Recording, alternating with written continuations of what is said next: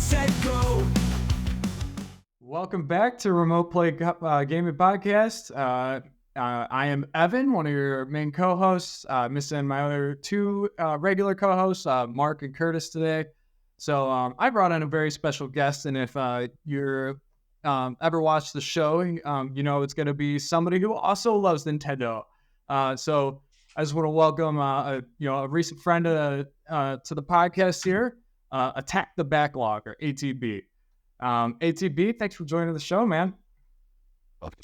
Big pleasure is mine. Thank you so much for inviting me. I'm super excited to be here, chat about Nintendo. We've got a lot to talk about. I don't even know where to start, so I'm very excited to be able to talk to you about it. So yeah, man, thank you so much for having me. Yeah, absolutely. Yeah, so Remote Play Podcast is a podcast about friends that live around the world, and so it wouldn't be right for us to add somebody in the same parts of the world as any of the others. So you're in you're somewhere in the UK, right? I'm cold. I'm in the cold UK. That's it. Yeah, freezing my butt off. Yeah, indeed. So, like just outside of London. But yeah. So yeah, but it's like you say. It's exciting. I know like I don't know which part of America you're in, but I know Mark's in Australia.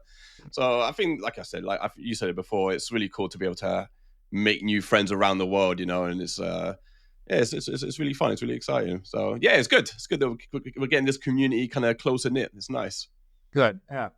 Yeah. So ATB, do you wanna share a little bit about what you do on your channel, real quick? Just to introduce who you are, or.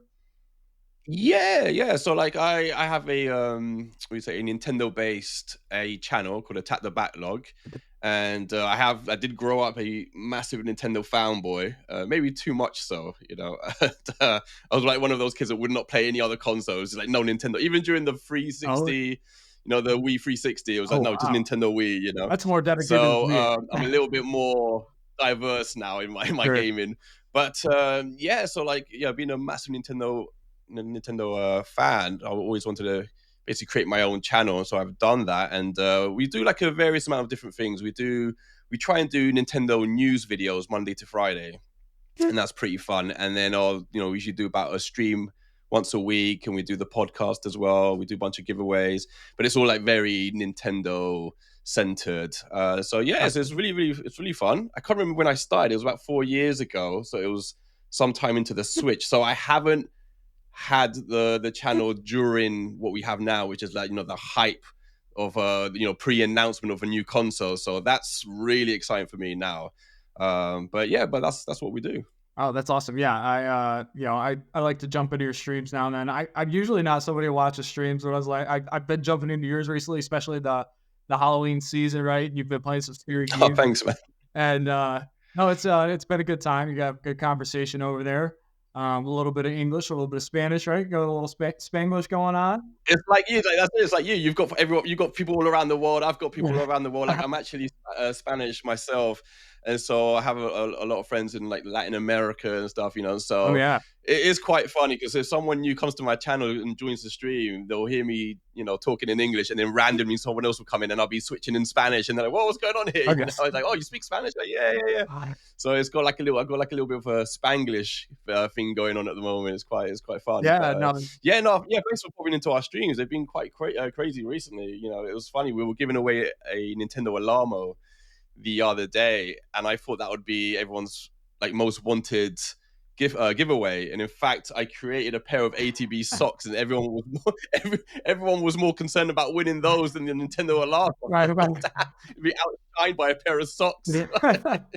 Yeah, like I got an alarm clock on my phone, but I don't have ATV's face on my feet. I didn't think many people wanted my face covering their feet, but apparently they do. The demand for ATV merch is there, right? I've been asked all sorts of things ever since. Are you going to do boxer shorts, shirts? What are you going to do next? I don't know. We'll see. Watch this space. Yeah, that's funny. All right. Well, as we talked about it, we neither of our channels have been through this current phase of anticipation, right, from a Nintendo We have ours hasn't been through any console. You probably started right around the time of the like the PS5 launch, Xbox Series launch. But Oh you're God, yeah, it would have been. Yeah, yeah, yeah, it would have been just around that time. Yeah. yeah. I mean, I remember the anticipation for the Switch, right? And after the commercial failure that Wii U was in, Yeah. a lot of channels took off at that time. That's really when I started following some channels. That it's like I remember Spawn Wave is a big one that I started following, and Yeah. I feel like he had maybe a few hundred subscribers or something, and he was doing uh Dragon Ball Z videos and stuff, and then Yeah, yeah. We must have watched them around the same time because I think when I started watching Spawn Wave, he had like a couple of hundred, and he would do like kind of teardowns of consoles and stuff, you know. And I thought, oh, this guy's gonna take off, and he just he's like 750,000 or something now. So it's insane. that's where It's we'll be, insane. right, in just a few years. That's what we're fighting for. But, like we have to call up Spawn Wave, share the wealth. yeah, Like, right. what are you doing? Give us some crumbs. Yeah. But yeah, so it's been wild. So everybody's like excited, right? There's like set. We were just talking before we started hit record here. It's like there's rumors every week, for almost every day. Like, oh, the Switch 2 is going to be announced. The Switch 2 is going to be announced, and Nintendo's like, yeah, we got some news for you. And what it, they've got here's Shadow Man and Turok for the N64 app, and and they've given us a lot of news this week, and I give me a little plug here, but do you know what's crazy about that is the fact that they like their whole N64 app, NSO app is so ridiculous. It's worse than the drip feed. We barely get games, and then we've got these two, but we got other N64 games, didn't we? Recently, I can't remember what it was. But I'm sure we got something else. Of course, yeah. Oh my God, Jesus! Of course, exactly. Yeah. So we get Banjo-Tooie, then we get Shadow Man and Turok 2. Like now, we're not going to get anything for about 3 months now on the N64 NSO. Right. It's going to be a long time, but I mean it's funny because, of course, we're all waiting for the announcement of the Switch 2. That's what everyday people want. But these are awesome announcements. Like getting Shadow Man. Like I was saying to you before we came live, like Shadow Man is definitely in my top 10 favorite N64 games. It's probably my favorite horror game on the N64. Banjo-Tooie, of course, incredible. Even Turok 2. So these are all cool announcements. And then obviously the other announcements I'm sure you're going to get into, they were all really good announcements as well. So it's not like they're filling up the gaps with kind of nothing announcements. Right. They're really cool things, Yeah. So it's quite interesting. Yeah, it's for sure. Because like for a while there, like you get like this obscure like NES game and stuff that's like that hasn't aged well, that nobody's ever heard of or nobody's ever played. I vaguely remember Shadow Man. Like I think I'm a few years younger than you, so it's like, and I wasn't into. I mean, I played some Mortal Kombat, but as far as horror games go, it's like it wasn't. I wasn't really into any of the more. I mean, I didn't play Resident Evil 2 until I played the remake earlier this year. It was the first. No, really? So yeah, wow. And actually, before that, RE5 was the only Resident Evil I ever played. So wow. God damn. Yeah, so the horror genre is kind of always, I've never really been into that. I did I tried Outlast a long time ago, and I played it for all of what did you think? I played it for 5 minutes, and I said nope. I uninstalled it. So I want to say it was like because you didn't like it, or because it was too scary? Yeah, I was not into the jump scares and stuff like that, right? So but I don't know. I've been feeling some of the stuff. In our last episode, we talked about some. We had somebody on our Discord. She goes by Yap for short. And I'm not gonna try to butcher her username again. But she sent us a couple free games on Steam, and we played. One of them was Clap Clap. Have you heard of Clap Clap? I've heard, but I've never played it. But I've heard of it. Yeah. So it's pretty good. It's got those PS1 like gritty graphics, right, or that era, right? Yeah. Maybe like more PC style, but you've played I think a couple of those, right? The Fear the Spotlight and the Crow Country. Crow Country. Yeah. So those kind of have that similar visual style too, right? Or art style. Yeah. But yeah, so it's this Clark Clap, and it's like some of it is really tacky, but I want to say like the game was made by like one guy, and I can't remember if that was a game jam or not, but I think it's like a free game out there, and he's got I guess a series of album coming out, but yeah, but you can beat the game in like less than an hour, and but it's just like a quick like I don't know. I played it on my Steam Deck. It was kind of a nightmare experience on that in terms of there's no like officially supported like control scheme or anything. So just like certain like buttons weren't mapped, and I had to go and map them into the game. But no, it was but it kind of had me like that game, and I played this other game, Project Cat, that were I was like, maybe I do kind of want to play a little bit of scary games, like I don't know how I feel about like the like I mean I know Alien Isolation, right? So that's a big one. I was just gonna mention that one to you. That's one if you haven't played. I have a friend, fellow streamer, who is just playing it for the first time at the moment. I kid you not, he's playing it with the lights on, and I'm watching him on his stream just jumping every like 10 minutes. That game, especially if you like the movies, because it's like you're in the film. It's unbelievable. Like the level design, the aesthetics, the lighting, the sound, everything about it is like you're in the first Alien movie. It's unbelievable. Oh, wow. And it is terrifying. It probably is the scariest game I've ever played. It's horrific. I remember playing it a few years ago. I think originally I played it on the PS4, and I would play, no joke, I would play about 10 minutes, save the game as quick as possible, turn it off, watch Friends for about an hour. Yeah. Literally, I just watch sitcoms afterwards. And it took me months to finish the game. Like, I would never run in the game because the alien can hear you. So I would crawl throughout every level. I didn't care how long it took. And I remember right near the end of finishing the game, I had the first nightmare I've had in years. And it was terrifying. I remember the nightmare so well. It was like I was in the game, hiding from the alien, and I was looking at the alien through what do you call it, a locker, and then this is in my nightmare, right? And then I look down, and these hands reach around my body, but it was the hands not of the alien, not of the xenomorph, but the Predator, the Arnie movie. It was like the Predator's hands around me, and it was just laughing at me. I was like, oh my god, it was terrifying. So like, I tell everyone, play that game if you get a chance, especially if you like horror games. Even if you don't, it's incredible. Yeah, I might have to. They announced the sequel or whatever recently, and the first one's been getting so much like love lately. Yeah, so pretty excited for that, huh? Honestly, I'm so pumped. Someone was asking me, "Oh, surely it's going to be in VR," and I was like, "Oh my god, you can't put that game in VR. That will cause actual heart attacks to have an Alien Isolation game in VR." But I honestly, I think anyone who's played that game loves it, but the people who like it, like, are obsessed with it. So they've been asking for a sequel for so long, and it did it sold well. I don't think it sold what Sega, who published it, wanted it to sell, but it sold millions. I can't remember if it was around 4 million or so. So it did well. And I think it's the kind of reputation it's got afterwards, that it's kind of just carried on, and people just picking up for the first time still years afterwards. So it's good. It's quite rare that developers listen to fans on such a level. So it's awesome that they have.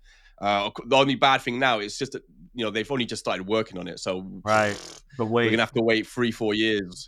So that's the only thing. But yeah, I'm honestly pumped. We get that day one on Switch 2, guaranteed. Oh yeah. Yeah, it's cool. But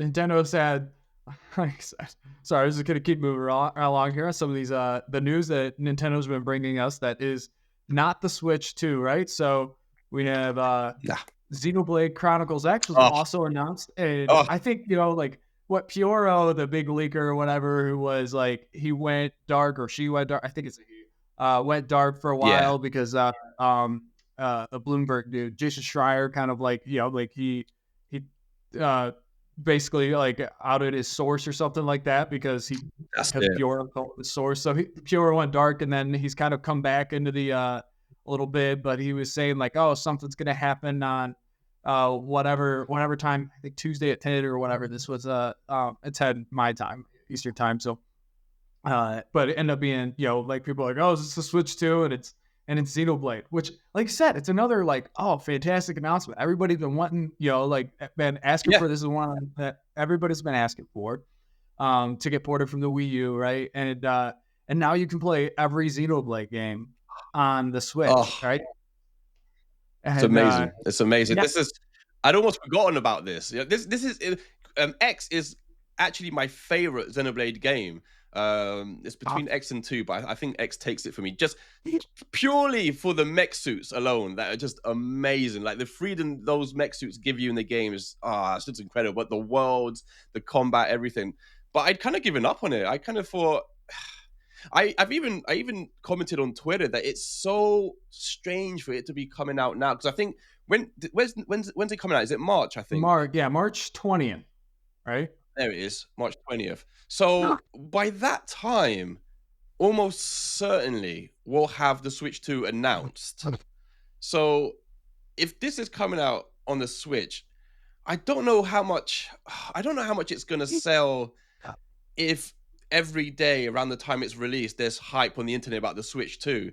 Unless, of course, it comes out on the Switch 2, which I'm sure it will. Right. But then if this comes out in March on the Switch, and let's say the Switch 2 doesn't come out, I don't know, I'm just purely guessing, June, July, August, then I don't know. Does that mean people will hold out and not buy it on the Switch and then buy it on the Switch 2? But then by then, do they kind of forget about it? It seems like such a weird time to release it when people have been asking for this for so long. I mean, I'm buying it day one. Day one, I'm buying it. Oh yeah. I love this game, but I hope it sells what it deserves to sell. That's what I'm worried about, I guess. Sure. Because they're kind of like Metroid games in that all the Xenoblade Chronicle games are really highly critically acclaimed and loved by fans. But I need to go back to look at the sales, but I don't think they ever sell more than a couple million. I need to go back and check. Right. Which is fine. Yeah, I was saying a lot of publishers would be happy to sell a couple million, in Yeah, this exactly. $100 JVRPG, right? But Nintendo selling 20, 30, Mario Kart 8 has been selling, it's what, 60 million or something like that. Yeah, it's crazy. So and like that, Metroid's kind of in that same boat as Xenoblade here. I don't know what the sales are either. I think you're right. But I think it's a couple million. I've only played a little bit of the first game, the remaster that came out on Switch, and I kind of fell off of it after like 15, 20 hours. It's a slow grind, and I hear that's like you gotta play like 20 hours for it to get going, and it's just like that's a long time to play a game for it to get going, right? Yeah. I do think the second one is, in my opinion, I don't know if a lot of people would disagree, but to me at least, Xenoblade Chronicles 2 is quite a jump better than the first one for me. Just because I do think you get into it quicker, it starts off quicker. The combat, the combat's interesting because it's amazing, but it is really complicated. And just when you think you're getting it, they add more and more to it and keep adding to it, and you're just like you're forgetting, the options you have, what to do when. There's a lot of it, so it could get quite overwhelming. So I get that. Wow. But it actually, when 2 came out, I stopped playing Breath of the Wild and played Xenoblade Chronicles 2 instead, just because it had things in it that I was missing in Breath of the Wild. So, like, namely, a story. Like, it's got a really cool, deep story, multi-layered story. And in Breath of the Wild, I was missing that. And even the music, there's this constant, awesome music that's kind of in Xenoblade, and so much of Breath of the Wild seemed quite quiet to me. So, yeah, it's quite an epic game. But yeah, honestly, this is a massive announcement. Like, it can't be underestimated. It's a really, really, really big announcement from Nintendo. Yeah, I was always had my eyes on this when back in the day of the Wii U, and I was just getting. I want to say this came out about 10 years ago or whatever. So like this was like I got married and it was right around that time, and I'm like I bought Fallout 4 because Fallout at the time was my favorite franchise, and but yeah, and like my Wii U, I kind of like just hardly. I played Nintendo Land on it, and that was like the I think the most played game on my Wii U, and which was great. But but yeah, this was like out of the 4 games. This one's always like I think the mechs and stuff, and just like it's a little more realistic Oh, visually, and which yeah, is usually not like realistic graphics are usually not at all like a concern for me, but something about it just yeah, appealed to me, like the grittiness, right? It's a little like it just looks a little more serious tone or something. But yeah, yeah, yeah. I mean, and so I was just gonna say like I was I picked up the first one because I was like, all right, I'm gonna get into the Xenoblade. This franchise looks great. I'm gonna start with the first one. I'm gonna play all of these games, and it's like, oh, that's like saying, oh, I'm gonna start with the first Shin Megami game and then play all of them. yeah, And it's like, it's like, well, that's quite a commitment to make. it's a lot. Yeah, Right. yeah. And like you said, like a lot of them are like very slow burning. It's the same reason. Like I've been meaning to for years to get into Persona 5, Mhm. especially now it's on Switch, Persona 5 Royal. And it's on sale at the moment. It's like 20, what is it? It's like £20. It's kind of like it's around $20, I think, if you convert Yeah. it. And I thought, God, that's the cheapest I've seen it. And like, I still can't push myself to buy it because I feel like, is it going to be too slow? Like, I'm going to kind of fall off it Right. after a while. And I'm almost afraid to try it. But I do feel a lot of people look at the Xenoblade games the same way. Like, is it going to be too slow to get into? Am I going to like it? I mean, it's not turn-based combat, but the combat is different and it is slower paced than a regular free roaming combat. So I don't know if that puts people off as well. It's hard Yeah. to tell, but they are, yeah. I mean, it's kind of even more insane now just thinking about it because if they do sell around 2 million, and like you said, a lot of publishers would be happy to sell 2 million copies, but then you think there's what is it 145 146 million switches out in the wild, and you think, oh, like, Yeah. 2 million, like, of that many people, is like, oh, it's such a shame. Right. Same as Metroid. Metroid Yeah. sells 2 3 million, but it's like, what do they need to do for that to sell more? I don't get it. Like, I just don't know. I don't know. Yeah. Yeah, I'm curious, like you said about this coming at the end of the Switch's life cycle, it's like, I mean, we were still getting 3DS games, right? Like Samus Returns came out on the 3DS after the Switch released. Yeah, I don't really know, yeah, of course, again, a franchise that doesn't sell all that well, but I'm not exactly sure how that sold, but like that we fully expect this to be backwards compatible, right? Switch 2. So hopefully that kind of carries it, but doesn't impact it too much. People, we just assume that we'll get maybe some updates and stuff, or just run better on the Switch yeah. 2. Get it. It'll be there once Switch 2 releases, and it's something to pick up and kind of showcase the title, right? Because visually it is a stunning game. Yeah, 100%. Yeah, I mean, do you remember that rumor? We'll get to rumor territory, but there was like, so, I think, well, rumor, but a lot of people spoke about it. That at one of, I can't remember which game show it was it TGS maybe, where Nintendo supposedly was backstage showing developers a prototype of the Switch 2, and the feature they were showing them, well, they didn't say it was a feature first. What they said was that Nintendo was showcasing Breath of the Wild running 4K 60, and at first it seemed as though that was just them showing what the machine could do. But then there was rumors that no, actually what they were showing was a feature within the console that could play Switch games and boost them. So like Oh, boost okay. the resolution, boost the frame rate, and that was a Got it. feature that developers would be able to take advantage of. And Okay. so it would be interesting to see if that's the kind of thing that, if that is true, there is something that they obviously could use with Xenoblade Chronicles X. But that if that rumor is true, that would blow my mind, because like day one, I might not even be playing Switch 2 games. I'd be going back through all my Switch games like Doom and Doom Eternal and putting them and see Right. how Oh, how yeah. they get rezzed up, and it'd be so much fun just to see that.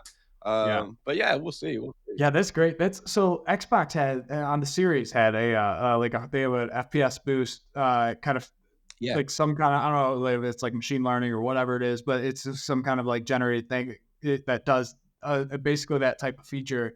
And it definitely, like it seems like it, breathes some new life into some of the older titles because of that, right? It's like, oh man, this game is running Yeah, better than it ever has, right? And it's like this is really like 100%.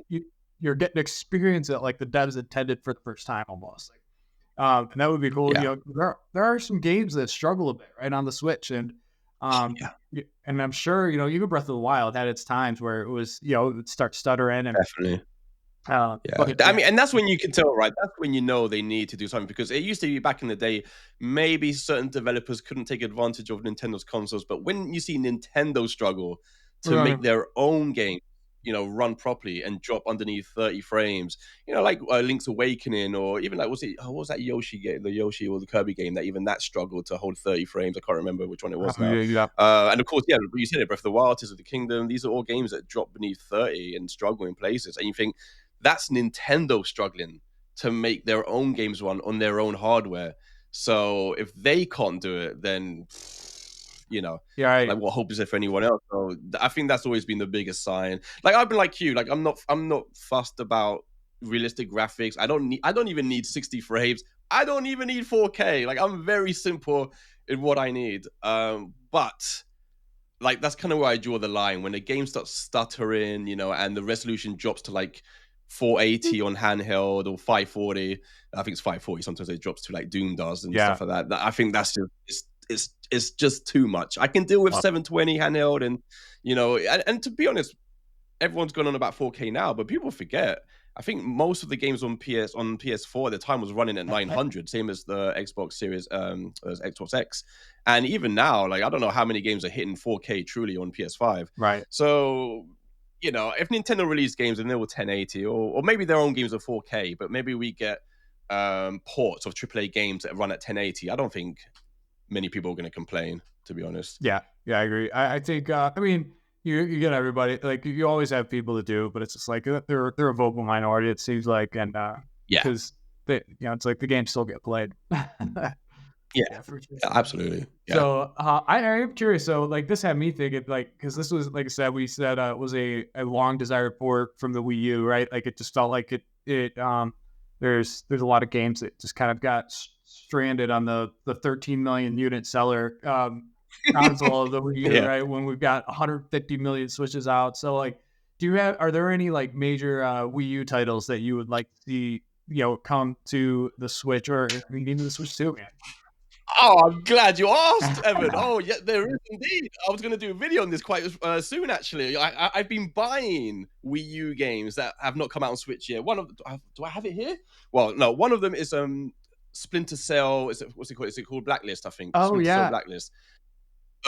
Which that was probably I was going to say it was probably in my top 10 favorite Wii U games, but there probably was only 10 Wii U games. yeah, But and actually you remind me of another one. So that was right near the top of my pile. That was a game that I adored. I thought it was incredible. The single player was amazing. The AI for the time was amazing, but the co-op, it had a co-op, which was it was so epic. It was really, really cool. It's one of my favorite co-op experiences.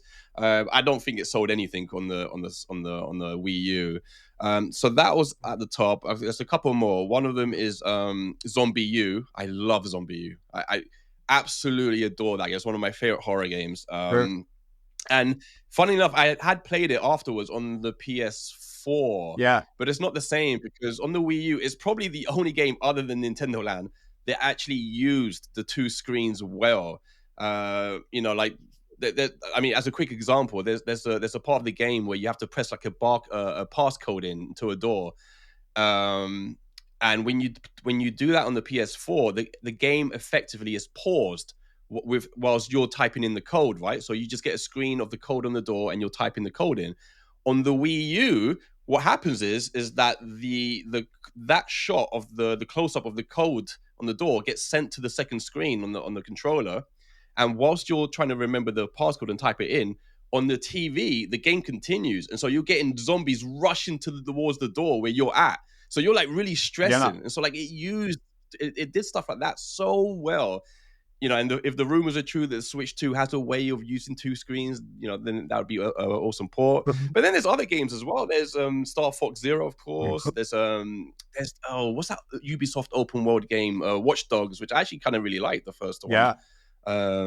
Yeah, so there's a bunch. There's still a few that I would want, but at the top, Splinter Cell and Zombie U, 100%. Yeah. How about you? Yeah. So. Oh, he's going for it. Yeah. I've got a couple here that are still not on the Switch. Oh damn, yeah. It's like Yoshi's Woolly World. Yeah, that's another good one. So honestly, like I like Yoshi all right, but that one's more like that was a game to get my wife to play some games with me, right? And my son likes it, likes Yoshi. The Yoshi games have always been like just fine for me, right?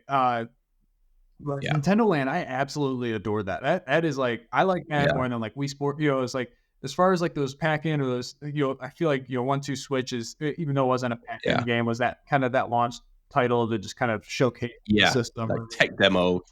Yeah, Nintendo Land was so much fun. There's the Animal Crossing game where you're like the fork and knife on the gamepad, and you're chasing around little critters, picking up little orbs or whatever, and gosh, like I had so much fun playing that with like friends, and like my we'd have a couple of friends come over or whatever, and it was such a good time. And like there's a lot in there. Even like I like playing with like my wife and kid. We'll play like the leaks. There's like the rail shooter or whatever. And it's I don't know. There's a lot of cool stuff. Like I said, it's like that gamepad is like really critical, and it's like I do wonder, like, could they? Because like Super Mario Party had some features where you used multiple switches, right? And it's like, could you have like this local play thing? And it's like, oh, here's $20, and we'll try to port some of the games to one screen, but like for some of the games that require two screens, if you have two switches, you can play them like that or something. But and even use the camera on the gamepad though at some level, right? Like with the Animal Crossing game and stuff, you see the person on the screen, their face. But I don't know. That would be cool if they could somehow make that work. But man, the Zelda HD remakes. Biggest for shame on me. I cannot believe I didn't mention that. Twilight Princess is my favorite Zelda game of all time. It's you know what it is? I've just like forgot about it. It's like I've almost given up on Nintendo ever re-releasing it. I think that's what's happened. But yeah, absolutely right. I'll put that at the top of my list. Twilight Princess. So absolutely. Everything else I said, Twilight Princess. You might be a little disappointed in me. So I proclaim easily Zelda as my favorite franchise of all time. Now it's like it was always up there. It was always up there, and then Fallout kind of the few Fallout games hit for me. So it was like then it was kind of back and forth those two, and then Breath of the Wild just blew me away, and Tears of the Kingdom just kind of furthered that. But Zelda's easily my favorite franchise.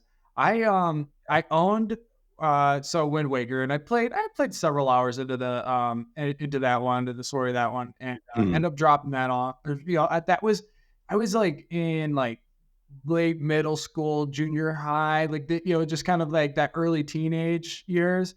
So that's what I was going to ask you, whether you played it after Breath of the Wild, but no, you played it before. Yeah. So I played. I pre-ordered it, right? Wind Waker as a kid, like that was because like Ocarina. The very first video game I ever owned was Link's Awakening on the Game Boy when I was like 5, 6 years old, and then Ocarina of Time was the game I got with my N64. Yeah. And so that was my favorite game for a long time, right? So so like naturally I was like GameCube, I was like, all right, I got to get the new Zelda. And then I was this like edgy early teenage years, and I was like, what's this baby graphics stuff, these cartoons, and I was like, but it's Zelda, so I got to try it, and it's like I seen it, but like I ended up falling off of it, and I like Twilight Princess. I sold my GameCube to get when I got an Xbox and Halo 2, and I was like, okay, I'm too cool for this GameCube anymore. And I sold my GameCube. I had 4 Wavebird controllers, and the Wavebird controller, so good. Just like this great library, and I'm like, I was just kicking myself like 2 years later, right? Yeah. Yeah. So I had Twilight Princess on the Wii, and I absolutely hated the Wii for anything outside of like uh Wii Sports or Boom Blocks, like anything that was like Oh, good choice. you like Boom Blocks, right? It's good. It's a good The game. deep for what? Yeah, I picked that. I remember having a really good time with that one, right? A little deep cut, I guess. But like any like real like gamer game, right? Like I just like I had a hard. I was like this is garbage. You know, I'm not trying to actually like swing around and like that's it's not as Mm. precise, right? And like so I sold my Wii pretty quick, and then Skyward Sword came out. I bought another Wii, and it dropped off of that as well. But Oh, Scott, what did you think of Skyward Sword? so at the time, I hated it. Like I hated it. Like so, I Yeah, felt so. I hate it. So back to. I'm sorry.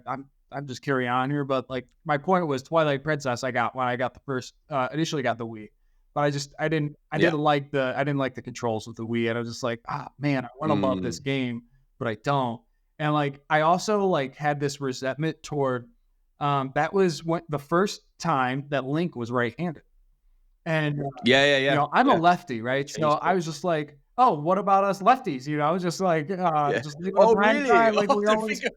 Oh, damn. yeah, so, like, they made it right-handed because, 90% of people Yeah, are right-handed, so they're gonna wanna swing the sword with their right hand, and I was like yeah. but the GameCube version, it was mirrored, right? So, He's he's left-handed in the GameCube, yeah. yeah, I'm like, "Why couldn't we just have the option?" Oh, come on.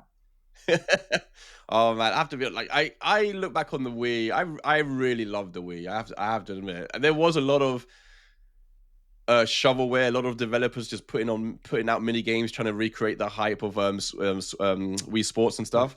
But every so often, like I did really, I mean, Twilight Princess, I just adore, and I did like the controls when they were done properly, when they were done in moderation, when they were more kind of aiming and like when you're shooting in Resident Evil 4, kind of the point and aim shooting mechanic, fine. Anything like Skyward Sword, when you're relying on it so much, I hate it. I just didn't. For me, it didn't work. It just didn't work at all, and it ruined a lot of games for me. But there's so many games. Like in fact, I did a stream about a month ago where I started playing Red Steel, No, that which was I what I was bloody thinking loved. of. I love that game. I love that game. It's so cool. But yeah, I mean, it had its faults. I didn't mind it. I'm thinking now, even Nintendo would use it unnecessarily, the motion controls. I remember playing what do you call it, Super Mario Galaxy. Mhm. I can't remember which one it is, but there's one point where you're like balancing on the ball and you have to balance the Wiimote, and I'm like, oh, why? Why Right. are you doing this? But yeah, I do have a soft spot for the for the Wii. But yeah, Twilight Princess for me is just, oh god. Like, it's like you said, Ocarina for me was my favorite game for a long time. And when people ask me what my favorite Zelda is, I'm always hesitant to say Twilight Princess because it's almost just another Ocarina. Like, it's so similar and it borrows everything from Ocarina. Even the temples and even the order you do them in, almost, the themes of the temples. But I just feel like it does everything better than Ocarina. So I think that's why I kind of edged towards it. But obviously the memories, I was like 16 when Ocarina came out, and that game was just Yeah. blew me away. I must have played it I don't know how many times. But yeah. But I was going to say something really quickly about the Wii U, because I maintain this. I've said this to people over the years. There was so many things about the Wii U that they did so much better than the Switch, and it's just forgotten about now. There's so many things that are not on the Switch that the Wii U had. So stuff like of course, Miiverse, the big one, Yeah. right? The Miiverse was incredible, incredible. It was not just the chat rooms where you could read up on games and just exchange messages, but the fact that you could send messages in games to people. You could put messages in a glass bottle in Wind Waker, and people would find it. You could watch Netflix on the gamepad. You had a web browser, for God's sake. All these Oh, things yeah. that now we take for granted that the Wii U had, and the It Switch has nothing. It's right. just the most barren interface You ever. can even have But you can uh, have a black background or a white background. Like, that's it. Yeah, it's it's like, thanks, Nintendo. yeah, right. Thanks. It's like the Switch does so well at, like, what it does so well. But then like Yeah. what it doesn't do well, it just doesn't do at all. It's like Yeah. so, I mean, I used to say to people, like, do you imagine if back in the day, before they had shown the Switch, if they had told you, as they announced it, that, okay, there's not going to be a web browser. You're not going to be able to watch Netflix. You're not going to have Miiverse. You're still not going to have voice chat. Like, if they had said all these things from day one, I think people just assumed Nintendo would have all these things on day one. But if they had told people from day one these things wouldn't be there, especially the voice chat, like if they had showed that weird mobile app thing, oh, you know, the voice chat they had on the mobile with the yep, Splatoon attachment, people would have lost their minds and they would have sold a lot less Switches on day one, you know. But right. they luckily avoided all of that somehow because people just assumed they were going to be there. They Yeah. had one of the best games of all time, reviews wise, you know, to come out as a launch game.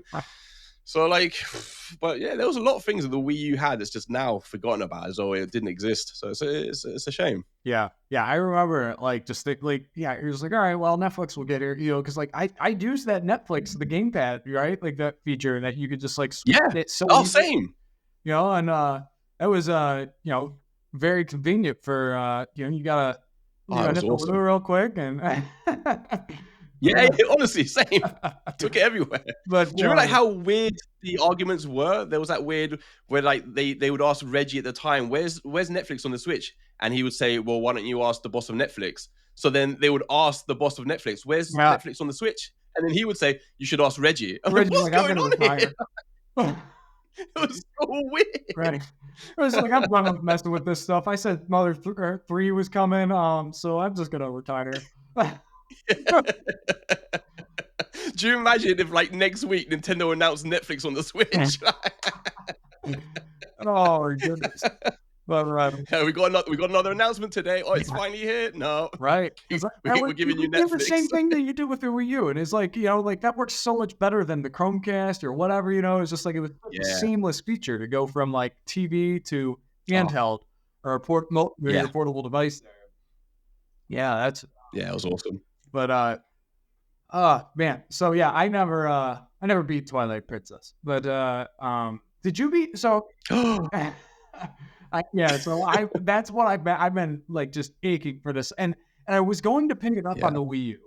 And I early in the Switch, I was like, all right, I'm just gonna pick this up. But then they like, you know, they had like Mario Kart 8 Deluxe coming. I was like, okay, so they like Yeah. maybe we'll get, you know, and then they like did like Hyrule Warriors port, and then they so like they started doing a couple of these ports for the Wii U, and I was like, oh, everything's coming. Of course Zelda will come. Yeah. Yeah. And it just hasn't. And I was just like, gosh dang it. Now I'm sure the price of the HD, you know, the Zelda HD remakes is just going up and up and up and up, right?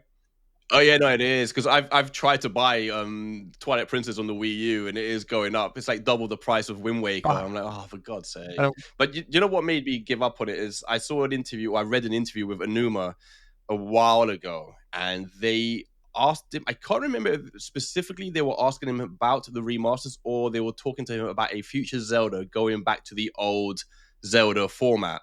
And he quickly said, nope, the next Zelda is going to follow the same blueprint as Breath of the Wild and Tears of the Kingdom. But then what he added to that got me worried because he basically said he didn't understand why anyone having played the new Zelda games would go back to the Ocarinas and Twilights because he found, what did he say? He found them limiting, I think he said. I think the word he right. used was limiting. And I was like, oh man, like what? And so that's kind of dashed my hopes of it made me think, okay, it's not a priority to them to release these remasters now, because I don't think they want us to look at those Zelda games as like the Zelda games anymore, you know. So All right, yeah. so I'm sure we'll still get them. I just now think it's nowhere near the top of their list anymore. We'll get it who knows when. Right. Yeah. I mean, and even Echoes, right? Like even down to the 2D thing that they've just really opened it up a lot. And we'll talk about that here in a little bit. I have that on our docket here. But yeah, I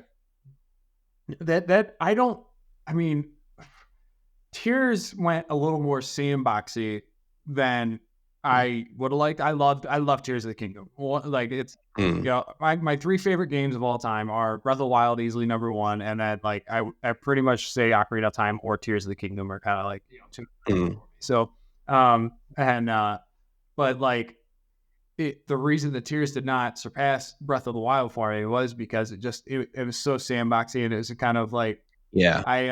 I kind of like more like the logic puzzles and stuff as opposed to just like, oh, like how do I cheese this Yeah. shrine, right?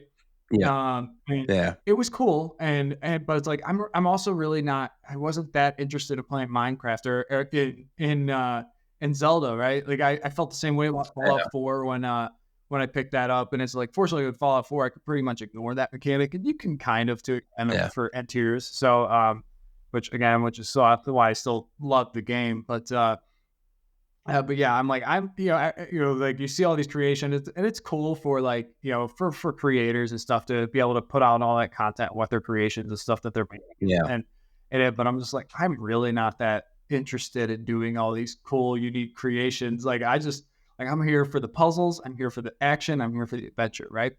And Yeah. it's just like I say like in a character creator, I hit random, whatever the random button is, until I find something. I'm like, hey, that looks good, and then I go, and that's kind of how I feel, I guess, Yeah. about like the like Tears of the Kingdom. Building something else, like, I just need it to be functional. I don't really care what it looks like, how high it performs and stuff. It just needs to get me to point A from point A to point B or whatever. But Absolutely. Yeah. I have. I'm always afraid to talk about my opinions about Breath of the Wild or Tears. I feel like I'll lose followers because I have such a honestly, I have such a conflicted. I've got my like, finger on the unsubscribe button right now. Go ahead and go. Yeah. You'll watch my camera will just disappear mid sentence. No, like I have such a conflicted relationship with those games because it's like I remember the day the trailer for Breath of the Wild dropped, and I even to this day I can honestly say I have a trailer for a video game has never hit me that hard ever, and I don't know if it ever will, because usually those things hit you that hard when you're a kid, when you're 10, 12, whatever. What was I? I'm 41 now, so what was I, like 44 or whatever? Sorry, 34 would have been. So I remember it hit me so hard. I'd watched the trailer countless times every day for months until that game came out, and I was so excited. And I feel like what we got wasn't exactly what I thought it was going to be. I thought it was going to be kind of more action packed, more. I don't know. I don't know what I thought really, but there was the reason I'm so conflicted about it is because there's things in Breath of the Wild that are just astound me to even think about now. There's level design of a level of a quality that I don't think no one has surpassed even now. So I remember talking to a friend about it and saying to him, like, it's funny when you play Breath of the Wild, you can go anywhere at the start. You can go almost anywhere. Well, you can't go anywhere. But most people, when you talk to friends, a lot of people end up going the same place as you. And it's because, like, you think, like, the way what Nintendo have done is they've given you the illusion that you think you're choosing your path. But what they'll do is they'll make you walk to the end of a cliff and make sure that in your sight you can see this tree on a mountain. It, takes your interest. So you go up there. Whatever, there's a Korok or whatever. Yeah, but they know when you go up to that tree and you look across, they're going to put something in your line of sight again. Right. That's going to pique your interest again. Right. So without you even having any idea, they're kind of weaving you through this massive world without the game breaking, without any kind of, any bugs, nothing, no ways to trick the game. And it's insane level design. But, and then on the other hand, there was things that Sorry? I was just saying, I feel like we watched the same breakdown video on this. I'm like, there's probably, a rule yeah, of like yeah, triangles or something, right? That they, yeah.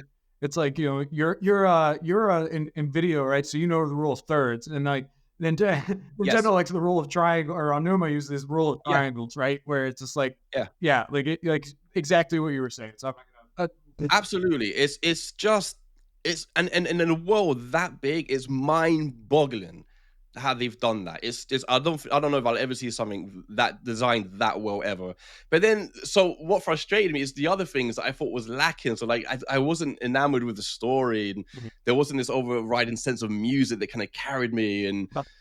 and then I remember, and the boss fight, the Divine Beast, I could take or leave. I didn't think they were as bad as some people who didn't like them for. Maybe they were a bit small in scale, but I liked them. But the boss fights I didn't like at all, and even the final boss fight, I was like, oh man. So all these things let me down. But the things I loved about it are so incredible that it's hard not to love it. So I think if I reviewed it, I'd probably give it like an 8. But then there's stuff in Tears of the Kingdom that I couldn't get along with Yeah. at all. Like I wasn't that fussed about the building. I didn't like the underground or the skies. There was just so much about it I didn't like. And I think what I come to learn from playing both those games, and why I'd hope they go back to the old type of Zeldas, is because it is amazing that you can solve a puzzle 100 different ways in Breath of the Wild or Tears of the Kingdom. It's incredible. But I think after trying both games and spending, whatever X amount of years playing that way, I think I kind of prefer to go into a dungeon and rack my brain around trying to overcome a puzzle that's only got one solution, that Nintendo have thought through themselves, that's been designed specifically for, nope, you've got to find the one solution to get through this room in this dungeon and that one. And I think I miss that about the Zelda games a little bit. So it's like, so when he says the next Zelda's game is going to follow the same blueprint as Tears and Breath of the Wild, I'm kind of like, I'll buy it day one because Zelda is my favorite franchise. But I do miss the Ocarinas and the Twilights. I'm not saying they should go exactly the same way back, that linear, but I don't know. Something in between I'd like. I don't know. I don't even know how we got on it, but so I apologize. No. This is, I mean, this is this is our purpose in the show, right? Like, we just like to go on. So, whatever, if you're curious away, especially, and I am happy to go on about Zelda all day. So, Mark and Curtis are going to listen to this and just roll their eyes or whatever, because they know they and basically half of our episodes. Don't you dare invite that ATB Evan again. He's only coming on if it's just you, because they try to ring me away from Zelda every episode. So, it's like I just when I found out Mark he wasn't going to be able to make this episode because he was originally going to Curtis working, I was kind of like, I was like, oh, a little frustrated, a little disappointed, but I was like, I'm actually kind of excited because me and ATB are just gonna go into the Nintendo, go into the Zelda, right? Just Nintendo it out. That's right. Yeah. But I agree, to some extent, right? Like I said, I love Breath of the Wild, and I felt like for me that was the right balance. It wasn't quite as where Tears of the Kingdom might have had 100 solutions for a shrine, right? You might have had 10 for Breath of the Wild. I felt like, where it's like you said, in traditional Zeldas you have the one, and I liked that that sense of you in Tears of the Kingdom, it's like, oh yeah, go ahead and break the game. It's like, oh, I don't feel like I'm breaking the game. I feel like you just gave me the keys to do it. Where it's like in Breath of the Wild, I got this sense of oh, if I can see what you want me to do, and if I get around it, I feel clever, and I like to feel smart. Yeah, I completely agree. Yeah, and just overall, I felt Breath of the Wild is just a better packaged, neater game. It's kind of, to me, the difference between Ocarina and Majora's Mask. I love Majora's Mask, but there's something about Ocarina that's just a neater package that everything about it works perfectly. And I felt the same in Breath of the Wild because everything about it works the way it's supposed to. And for me, there's parts of Tears where, I wasn't crazy about the building, and that it almost does feel like you're breaking the game. And people say you don't have to do that though. You don't have to build yourself a massive ship with lasers to shoot down Gleeoks. But there's something about knowing that you can do that kind of breaks it for me a little bit. Just the kind of immersion, just knowing that you can do that. Right. And then just the Sky Islands, I wasn't crazy about, and even the idea of the underground, I love the depths. I love that. When I found out the first time you could do that, that blew my mind. I couldn't believe it. But then I got quite bored with it, where I don't know. I feel like everything in Breath of the Wild was just seamless, just was put together just in a more cohesive package, and it just seemed to kind of flow better. And even though like there's things about Tears of the Kingdom I actually like a lot more over Breath of the Wild, so I do think the boss battles are better in Tears of the Kingdom. I know people said they had traditional dungeons, and I got really excited, but I don't know if I would call them traditional dungeons. I mean, they kind of are, but they're really short, and I don't think they're as sophisticated as Twilight or Ocarina dungeons. sure. But so I might even prefer the Divine Beasts. And I was all for like, no, I want dungeons to return. But once we got the ones in Tears, I actually think I preferred the Divine Beasts. Really? Yeah, I think so. But I do like the boss fights a lot more in Tears of the Kingdom. I do think it's got a better story.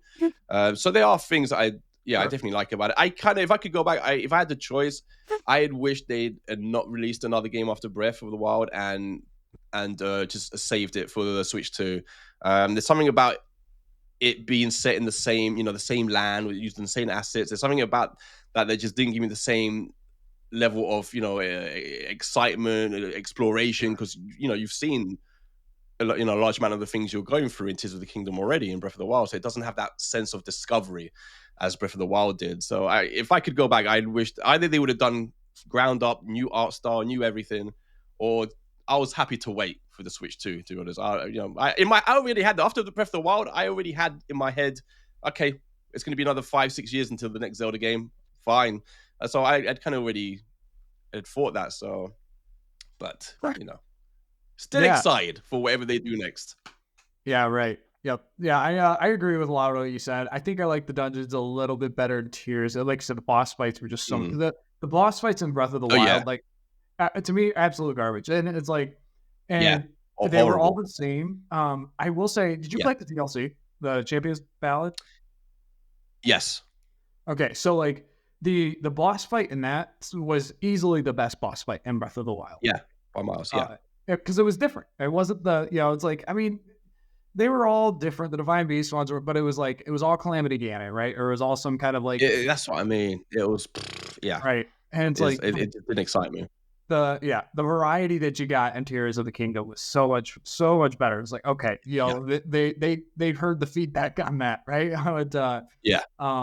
Some of them were annoying, like the Water Temple one boss was obnoxious, but at least But the first one, I played the Wind Temple first, and so like when you're fighting in midair with the dragon and shooting its glass belly, that was yes, this is what I wanted. Because like the boss fights in Twilight Princess are just amazing. Like I went back to have a look to because I thought maybe it's just me thinking playing it when I was a kid.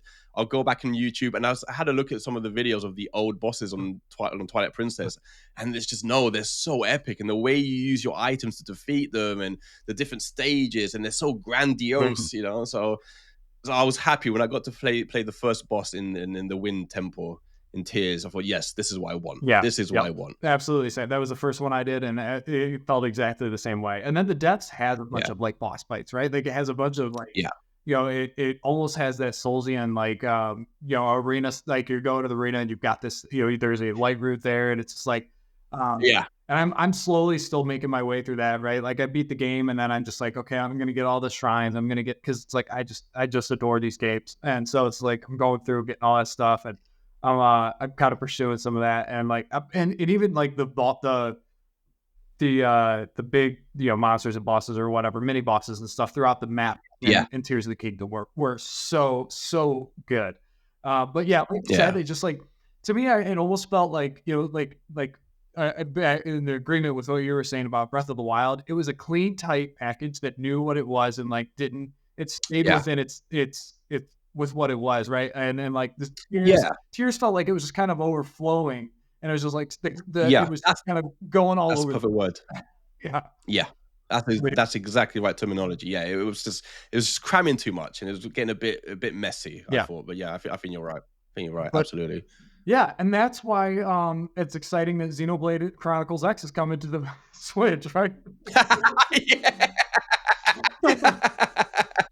Like, wait, it's like, why did they have Xenoblade Chronicles up on the screen?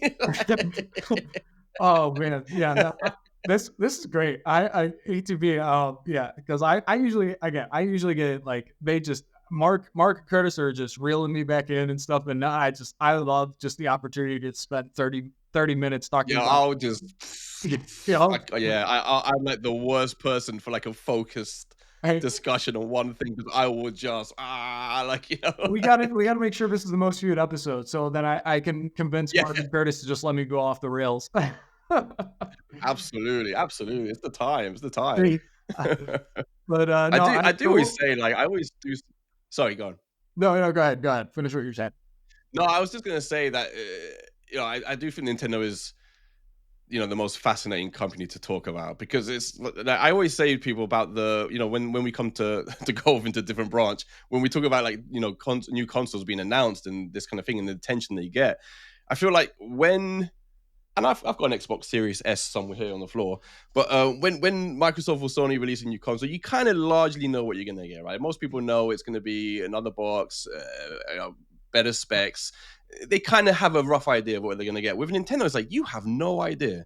Even if you hate Nintendo, you're probably watching when they announce something because if you're into video games, even if you don't like Nintendo, you're kind of like, what are these clowns going to announce? Because it's like Yeah, you just don't know. Like you can go from a motion control Wii to a 2-tablet Wii U to a handheld that docks.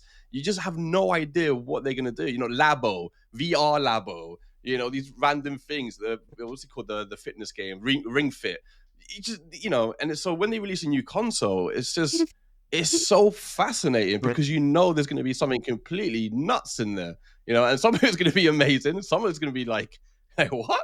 It's right. like with the Switch, it's like, oh my god, these Joy-Cons come off. That's amazing. Wait, there's a game called 1-2 Switch where you're getting HD rumble that you're feeling when you milk a cow. Like, what the hell is going on here? Like, it's nuts. So I always think there is always so much to talk about with Nintendo. It's just they Yeah, just give you so much. it You know? seems like everybody else is going. They have their eyes on the same target, and Nintendo is just kind of like they just see it in a completely different way, right? And it's like Yeah, and it's for better or for worse, right? Some like you said, it's like sometimes it's like, what are you thinking? And whether yeah, commercial absolutely. failure like the Wii U, which is like had Yeah, some cool ideas, but they messed up here because they do it this way, or other yeah, things that are just kind of like, oh, this just really sucks. But yeah, absolutely. um, But that's why I think like the Switch 2, when people think, like I was talking to a friend who's expecting just an upgrade in specs. I'm like, you think Nintendo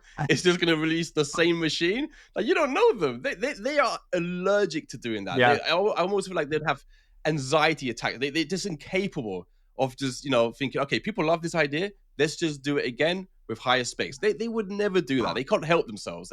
They'll put something on the console. They'll have some crazy feature. It will probably have some kind of weird VR or AR.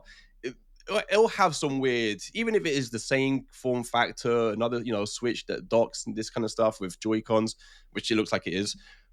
I'm sure it's going to have some kind of insane features that are going to be typical Nintendo for sure, nope, absolutely for sure. yeah, and it's like I just can't wait to see what it is. Oh, I can't. I'm sorry. I'm so excited. I can't even tell you. Like I am. Like now. Like honestly, like when I go to work, I'm taking like I have like some wireless mics. I take my laptop. I take a little green screen with me to work in case I have to duck out of the studio and do a quick presentation. Like every day, I'm like panicking that they're gonna announce it whilst I'm at work. So, because I keep thinking, oh my god, is it today? Is it gonna be today? But yeah, I'm pumped. I don't know when they're gonna announce it, when they're gonna release that trailer, but I can imagine that trailer on YouTube is gonna that is gonna blow up. That Oh is yeah. absolutely gonna blow up when it Yeah, drops. man, I'll never forget the just the Switch one, right? Like the rooftop Mm. party or whatever Yeah. Switch, right? It was like I was working for like I worked for like a services company or a professional services company. I'm in networking, IT networking, and I was Mm. working. I had a client, and like I just like on a break or something was like looking at my phone, and like it dropped, the trailer dropped, and I remember like talking to the guys I'm working with. I'm like, oh my gosh, I was like, guys, this just happened or whatever, and like we're all watching it. Like these guys aren't even that interested in the video games. They're like, what is this thing? You know, it's just oh man, it was so stinking cool. And like you saw Skyrim, right? Like I just remember seeing Skyrim on that Yeah, in that trailer, and I was like, and again, it's like like at that time, before Breath of the Wild came out, Bethesda games were the number one spot. They're still like number two, yeah, right? And absolutely. and I was like, oh my gosh, I'm gonna be able to play Skyrim in my hands. Oh Yeah, my goodness! And you're like, oh yeah, yeah. it was just it's so. I'm That just I think anticipating that. yeah, and absolutely. I think that's what became such a for me, like, do you remember there was that whole period for like the first 2, 3 years where just every time any AAA game got announced, their like comment sections would be flooded with people just saying, "Is it on Switch? You gonna put it on Switch? Is it on Switch? Can it run on Switch?" And so like that became one of the most like when I look back on it in like 10 years time or whatever, I'm gonna think of like the impossible ports. Right. Like the times we got Doom and Doom Eternal, and these type of ports are like what's it called, The Witcher, Yep. that kind of stuff, where it was so exciting, and you delve into the tech videos, like how's it run and how is this possible, and like it's like what kind of witchery is this? Those things were so exciting, and we'll probably get that on the Switch too as well. Yeah. Like I can imagine that if we ever get GTA 6, imagine that, that something crazy like that happening. Or like the day when Black Ops, now that we know Call of Duty is going to be on Switch for the next 10 years. Yeah. They got that contract with Microsoft for Call of Duty to appear on Nintendo consoles for 10 years. So we know we're going to get Black Ops 6 or at least another Call of Duty. So like, what is that going to look like? How's that going to run? It's going to be so interesting. So interesting. Yeah. Hopefully the Switch 2 comes with a little more onboard storage, right? So it can store Black Ops or the next Call of Duty. Yes. Yo, yeah, I forgot like how much memory those games take up. It's ridiculous. Yeah, we'll see. But all right. So I guess we'll move on. I don't have a good segue for this, so we'll just move on to the next one. The next news drop that Nintendo brought is not the Switch 2, and that was Nintendo Music.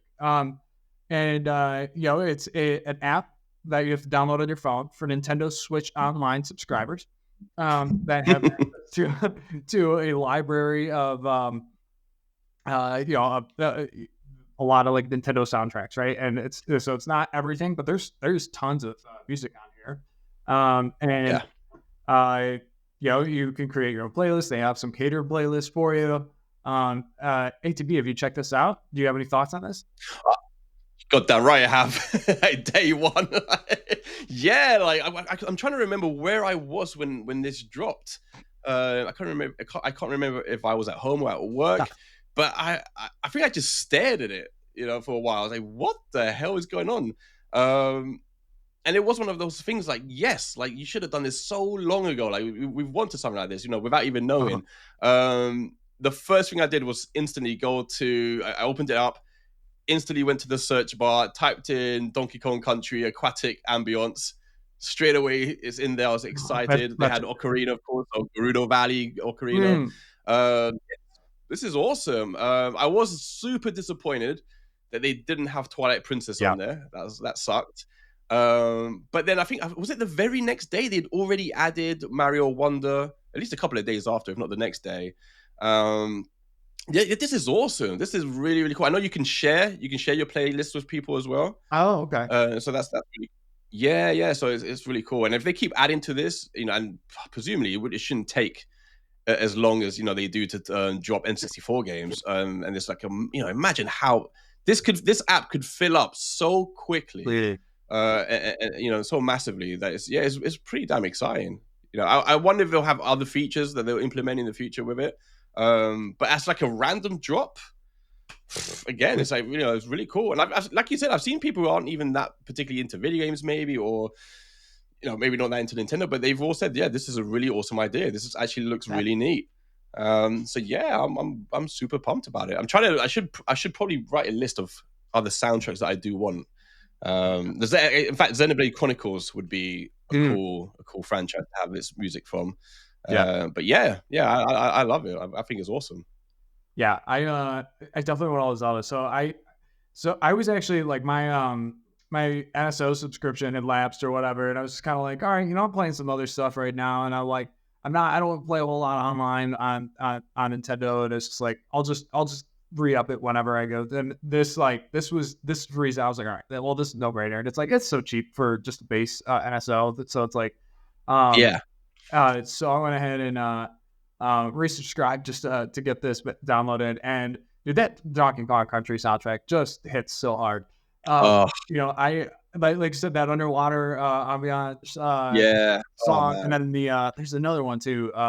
But and but I've been so I've already like I've got like playlists on my Spotify account, you know, that are just like video game soundtracks or other kind of like just I listen to this Yeah. kind of stuff like all the time, just kind of like in the background or whatever. And I was like, Yeah. this is exactly what I want. Like, and you know, it's like I feel like I'm not the every gamer at this point in my life, right? Like I'm just like all these service game stuff. I was like, I'm just not the target audience for it. But like this Yeah. handheld, this is exactly for me. Like and Absolutely. I was I was absolutely pumped for this. I've got like 5, 6, 7 playlists I'm building right now, and I'm just kind of listening through all like the different I'm listening to the all the Zelda soundtracks right now. I think there's only 2 of them on there right now. But my probably my 2 favorites in Ocarina of Time and Breath of the Wild. And you were talking Yeah. about Breath of the Wild, the music, and how it was just kind of like just not there's not a lot to it, right? Earlier when you were comparing Mm. it to Xenoblade. Yeah. And I remember thinking that when the game released, I was like, oh man, where is the Zelda soundtrack that you usually get the big orchestral like song music and everything? And it was just like, I mean, and then but like over the years, like that, like just that the subtle, you know, that just like dialed down soundtrack that I had. So I was like, oh, this is just like I don't know. It just hit. Maybe it's just because it's got the nostalgia for me or something. But I, uh, or I just kind of like having the ambient, music or whatever kind of going on. And, Yeah. but yeah, no, I've so that's what I've been going through right now. I've listened to a bunch of them, and there's like some of the uh like the Splatoon and the Pikmin, and it's like that some of that music. It's Yeah. like Oh, it's weird, like mash of like super like more modern and edgy and stuff, but with also like still just like big, kind of tied to like that Nintendo like fun editor. yeah. I like.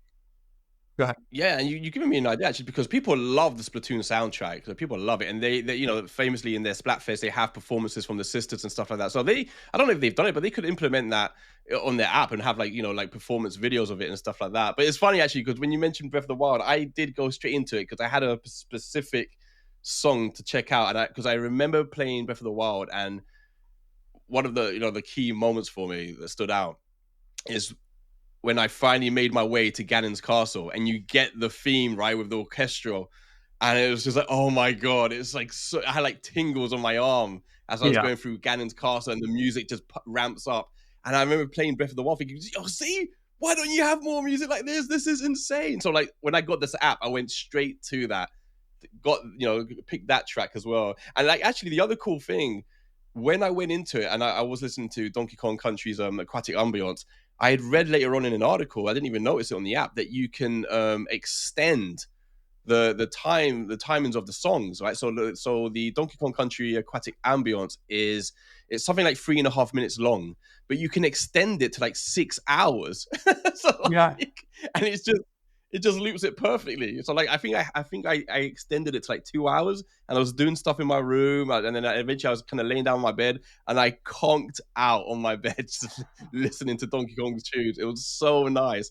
So that's another cool little feature that you can do on there as well. But yeah, Yeah. I look for. I think it might have been you who told me they're adding more songs next week. Yeah. Was it you? Someone told me Yeah. I that saw. they might be adding more music next week. Yeah, and I'm wondering if that's kind of like, is that going to be Brothership? The Mario and Luigi Brothership. They're just gonna like add Oh yeah, the soundtrack like on launch day, or is it going to be something else? And yeah, um, yeah. yeah, I'm That'd curious. be smart. Yeah, but yeah, That'd be they smart. have a bedtime playlist too. So it's funny you said that. That's what I mean. Look, That's it's so cool. Look at this. it's dude, Oh, yeah, it's so good. And but yeah, I just started like I was like, you know what, I'm gonna go get some earbuds and put some earbuds in and fall asleep to this. So yeah. But it's funny you Yeah, said that because I it's so do the cool. same thing. It was like passing out to listen to this. Um, It's so yeah, cool. I will It's say so like cool. one thing. So I have so an iPhone, but I have like Google Home devices, and so like if I try to Mm, cast it right, like through Spotify, I can just cast to whatever device I have, like whatever. And through this app, it's like AirPlay. I think it's only like AirPlay device or like Bluetooth. I yeah. can't cast to my Google devices, and I'm like, I'm sure. Oh, really? Yeah, so it's like I'm sure on an Android phone you could probably cast to a Google Yeah. Home, and I was like, come on, Nintendo. But This is Nintendo. yeah, They right. do one amazing thing and then like two stupid things. Like it's always Don't typical Nintendo. Bloody 100%. hell. Just very Nintendo. Like doing really cool Very things like that, Nintendo, right? yeah. Like where you could extend the soundtracks. You're like, I just want to listen to this and only this. Such a cool feature, but it's like, oh, Yeah. but only if you get I one. remember thinking like it would be cool if they. I don't imagine they would ever do this, but maybe they could sign some contracts with some artists that have covered some of the tracks from Nintendo, games over the Yeah, years, and like my mind straight away goes to I forgot her name. I want to say it's Vanessa Taylor. It's definitely something Taylor. She's a violinist player. She did a really famous cover of Gerudo Valley. It's just incredible, and I think all her albums are kind of like covers of big video games. But she's done some awesome Ocarina and Twilight Princess one. So it'd be amazing if they had kind of artists like that and have their versions of like yeah, famous video game tracks on there. That would be incredible. I doubt they would do that because like Nintendo splitting money with anyone is like right, sure, right. but that would be cool. But yeah, I'm excited to see where they take this app. I'm sure they're gonna. I feel like this is something that they're very excited about. They're gonna push and they're gonna add to continually. So yeah, it's cool. Yeah. Yeah. Yeah, it'd be cool to get some like some of the third party like soundtracks and stuff from Nintendo like games over the year or whatever, like Castlevania or something, like soundtracks or Yeah. so it's just some other like Chrono Trigger or something like that, right? Like Yeah. so, Street Fighter. oh yeah. Oh my gosh. So Street Fighter 2. Oh my god. Is it Guile stage? I'm like, oh my god, give me that. Give me that. You've been listening to it down the gym. right. And It's so good. that's one of the playlists I'm creating is it's titled it Throwback, right? Like and it's all like the 16-bit, 8-bit, just like Yeah. Oh god, yeah. Oh, now we're talking. but oh man. Yeah, so I thought this was really cool. I mean, it wasn't the Switch 2. It was like this like, oh, disappointing. Like because like you see it, it's like, oh, Nintendo announcement, Nintendo tweet, and then you're like, oh, it's my Switch 2, and you're like, but I do want It's incredible. They are literally trolling us. There is no way there isn't like a room somewhere in the Nintendo company's what's it called offices where there's a group of like employees just laughing, just dropping these things and then just watching, reading the comments. They're literally trolling us right now. They are for sure. Like every day they're tweeting about a new game, an NSO game, a music app for God's sake. Yeah, right. It's crazy. It's crazy. Like the worst one. It's not even Nintendo's, but Playtonic when they released the trailer for Ukulele, coming to all consoles, PS5, whatever, plus Nintendo. Right. With the little eyes with looking, the eyeball. like the side eye or whatever. Yeah. It's like, God damn it. God damn it. Unbelievable. Like, come on. Unbelievable. Yeah. But all right. I think the next thing we've got on here. That might be, I don't want to say it's it for Nintendo for us. But as far as the Nintendo news, we are still just desperately waiting for the Switch 2 announcement. But the Switch 2 is really just the alarmos and music apps we made along the way, right? So yeah, even the Alarmo, exactly. That's it. I'm thinking there's something else. What am I missing? The Alarmo. It's like they released an alarm clock before the announcement. It's just insane. It's absolutely insane. I would love if like it just that there is a hidden alarm just set for like, all right, here's the announcement for anybody that actually bought that Alarmo. It just Switch 2 now. That would be incredible. That would be. Oh, you imagine? Oh my god! I mean, we were talking about it earlier, and Yeah, I think for my just to say quickly, for my opinion, I think I personally think I've given up them announcing it this year. I Yeah. think now we're in November. Yep. I just there's something I just don't believe for so many reasons. I know some of it we were talking before coming on live, but some of it is just like the fact that we've got so many new games coming out. We still got Mario Luigi coming out. We've got Xenoblade next year now. We've got Donkey Kong next year now. Pokemon, whatever. And so it's like to announce it now, are they really going to cannibalize the Wii holiday sales? And which but a lot of people think the holiday sales are December. It's like no, like they get their large chunks starting from October. People start buying Yeah. Nintendo Yep. consoles and presents and stuff like in October. So we're already in that holiday season for Sure. Nintendo. So like, would they really do that? I don't think they would. I just don't think they would. I think in my mind now, I see it as something they announce next year. And don't forget, people forget how close they are to overtaking the PS2 as the biggest selling console of all time. I think last time they did a number, what were they? 146 million, I believe, Switches, and the PS2 is currently at, I think it's still 155.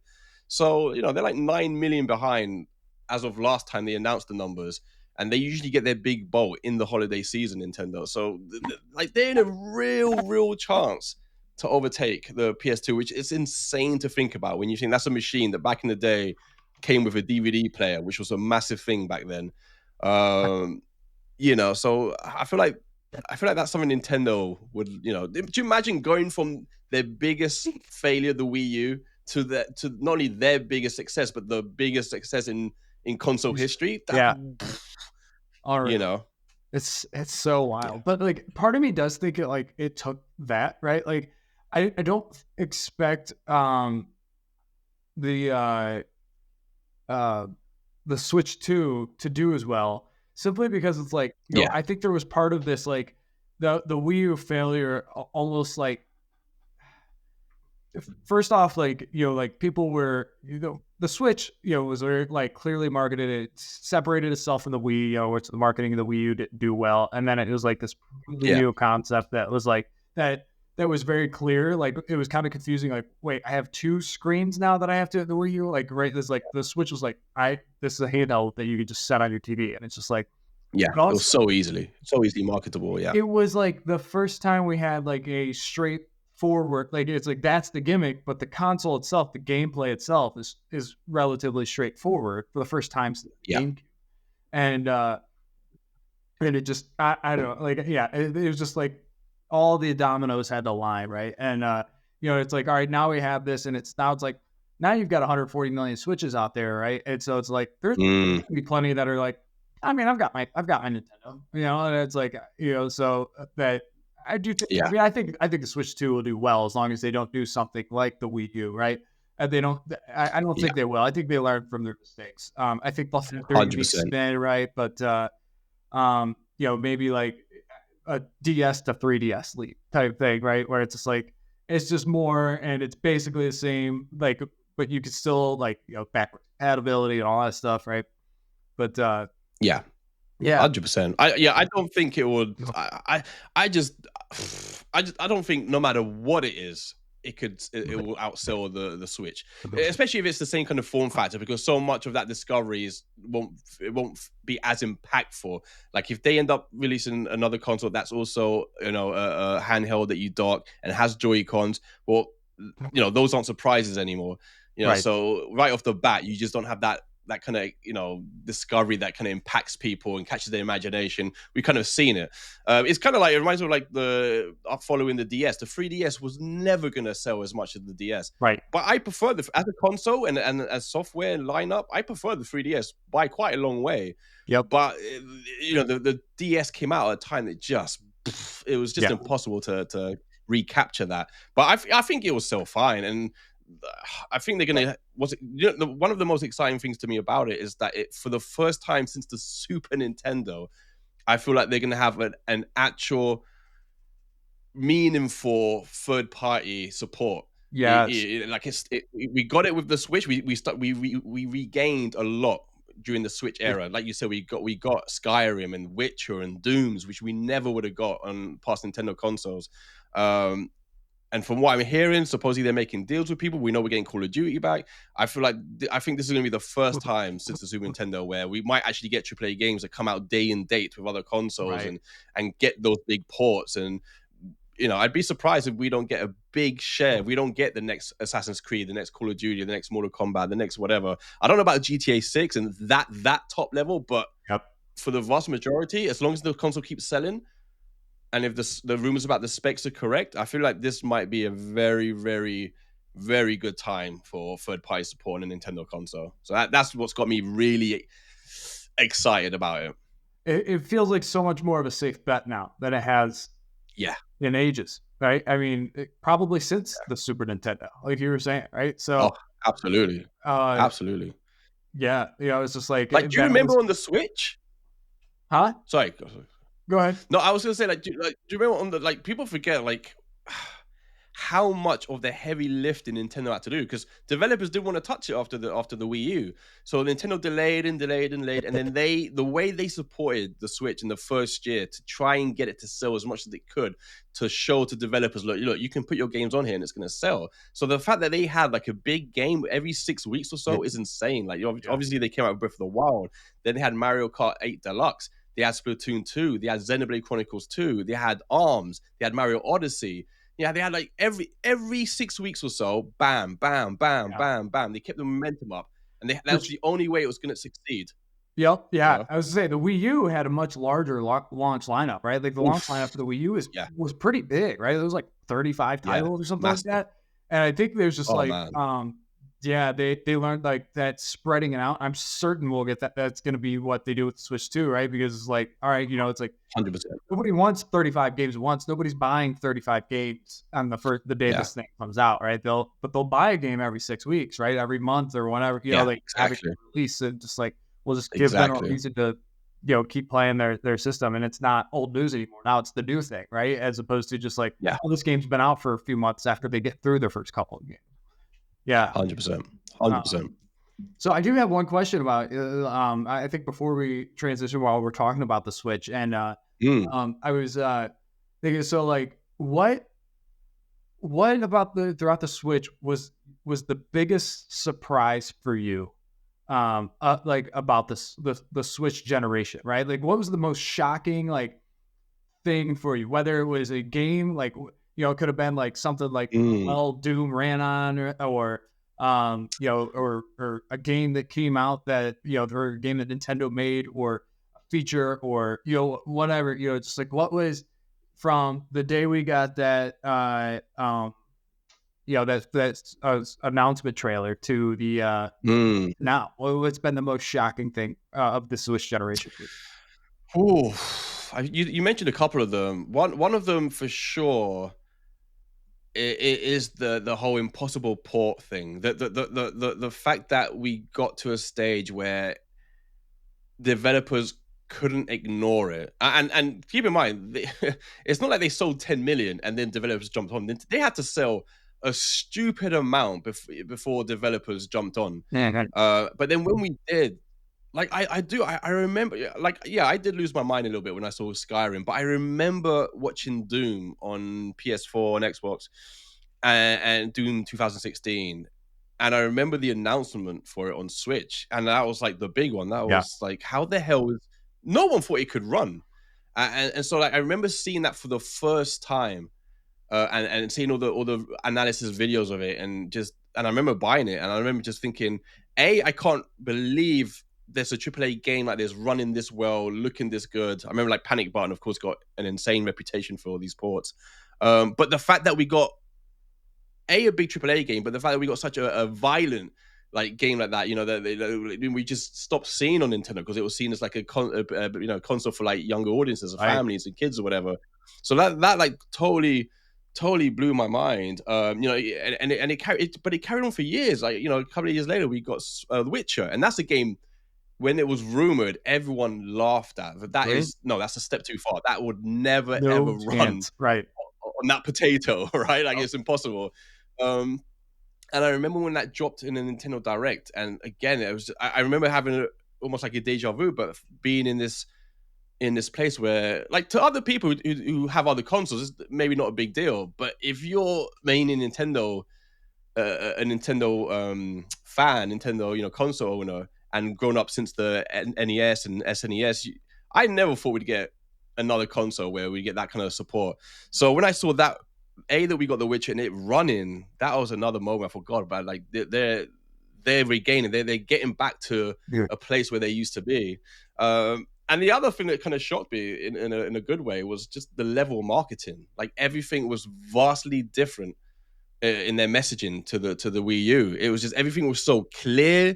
They made sure you knew what it was, what it did, what the Joy-Cons were, the way they who they were showing it to. So in the adverts, we've gone from seeing just 10-year-olds playing the games to all of a sudden like young adults playing the games in the street on the rooftops, whatever. So you can see this, like their messaging, their tactics just shifting completely.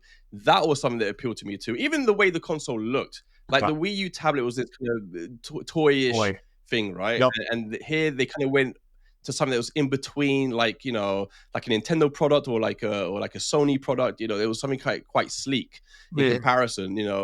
So I would say the messaging stuck with me, but also the one I will look back on in 10 years will be the impossible ports. That's the thing that really surprised me the most about the Switch. Is that it was like a Tegra X1 from 2015, the chip is 2 years before the Switch came out, could run those AAA games on a mobile chip is something I still can't believe it, And in games like Doom and Doom Eternal, they kept improving with updates of like years, and it's just, and like another one, I said Witcher, but like Dying Light, which is my favorite game of the last 10 years. Is the game that I most wanted on Switch. And when that came, that game runs at 30 FPS, just constant, locked, 30 FPS locked.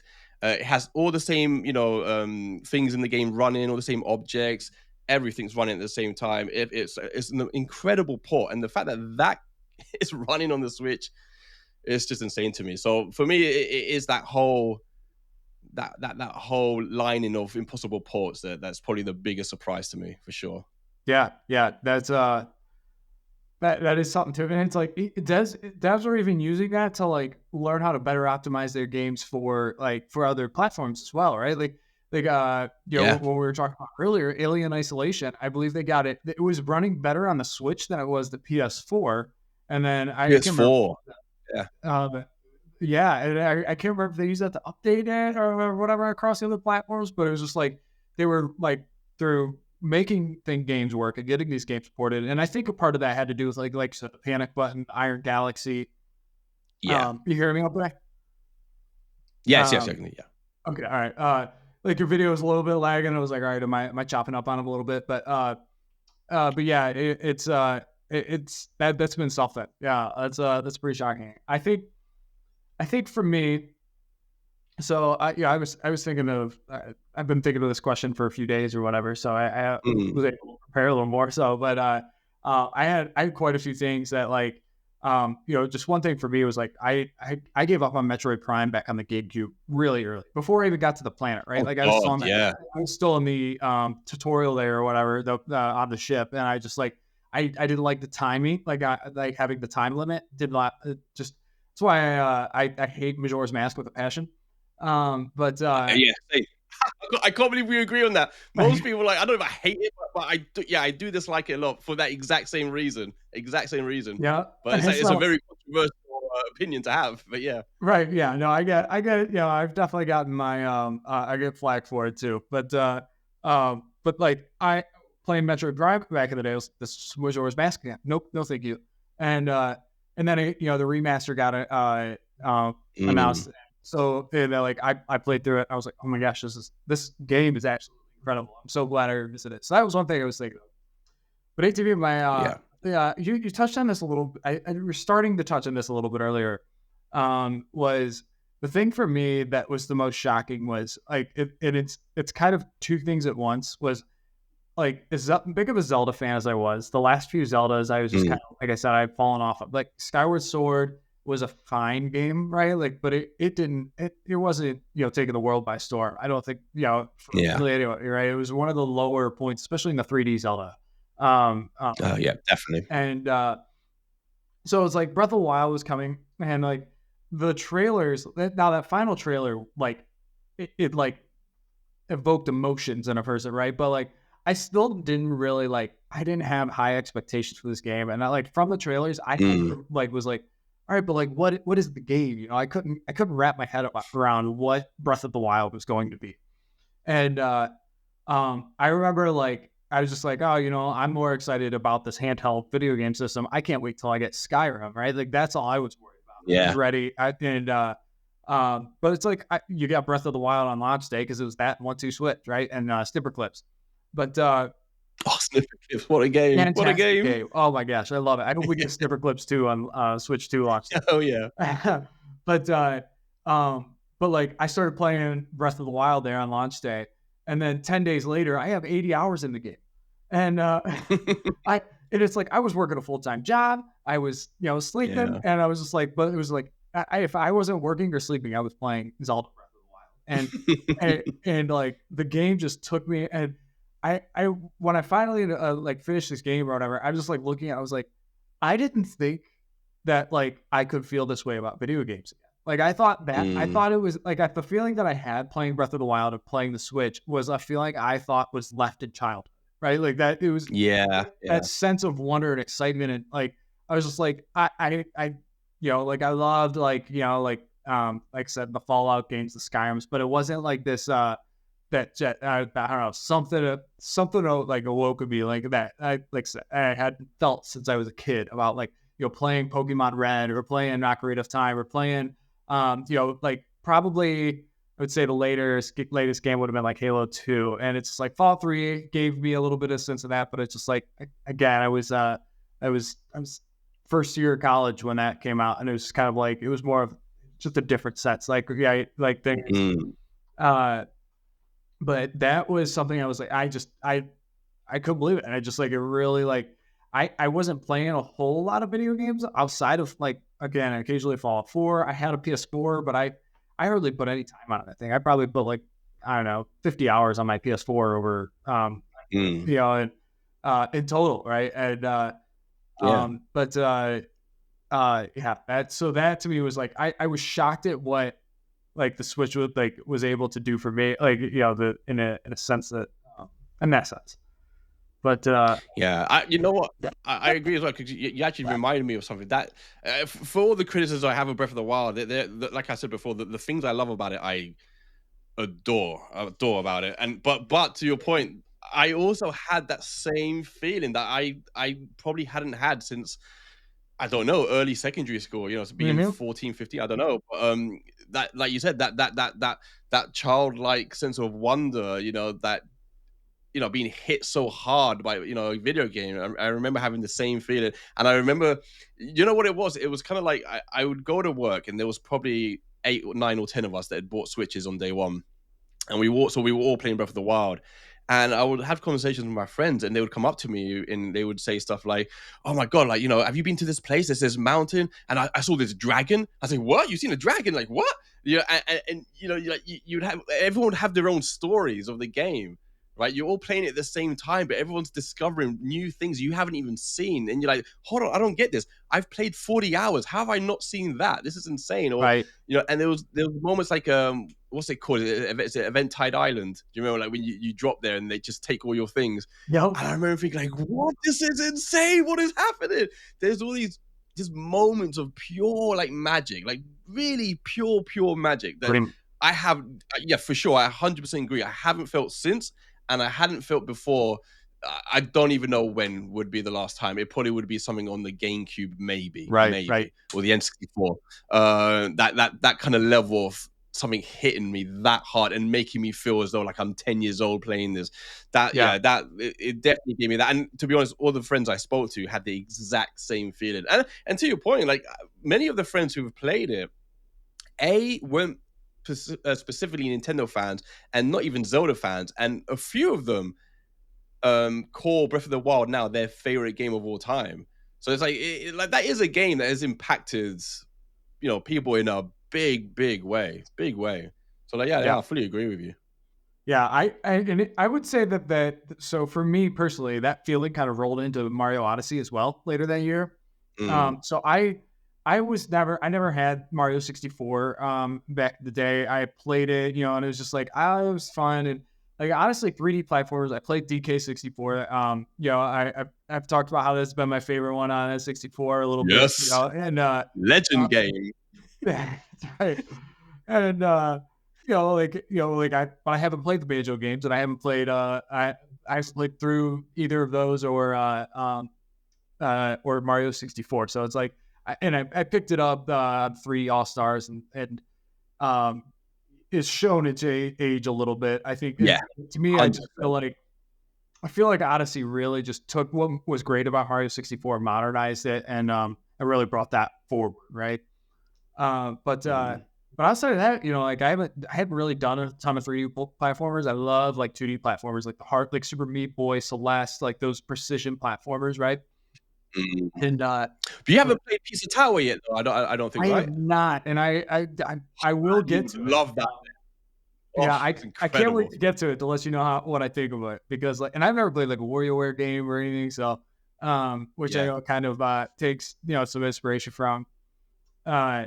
So yeah, I'm excited to jump into that. Yeah, I've got quite the backlog to attack, right? So, Hell yeah. uh, but Mine's huge. I think my son said to me once, because I've got like 20 games I need to play, and my son texted me and he said something. I'm trying to remember how you phrased it, but he said something like, "The attack on the backlog is extremely pathetic." you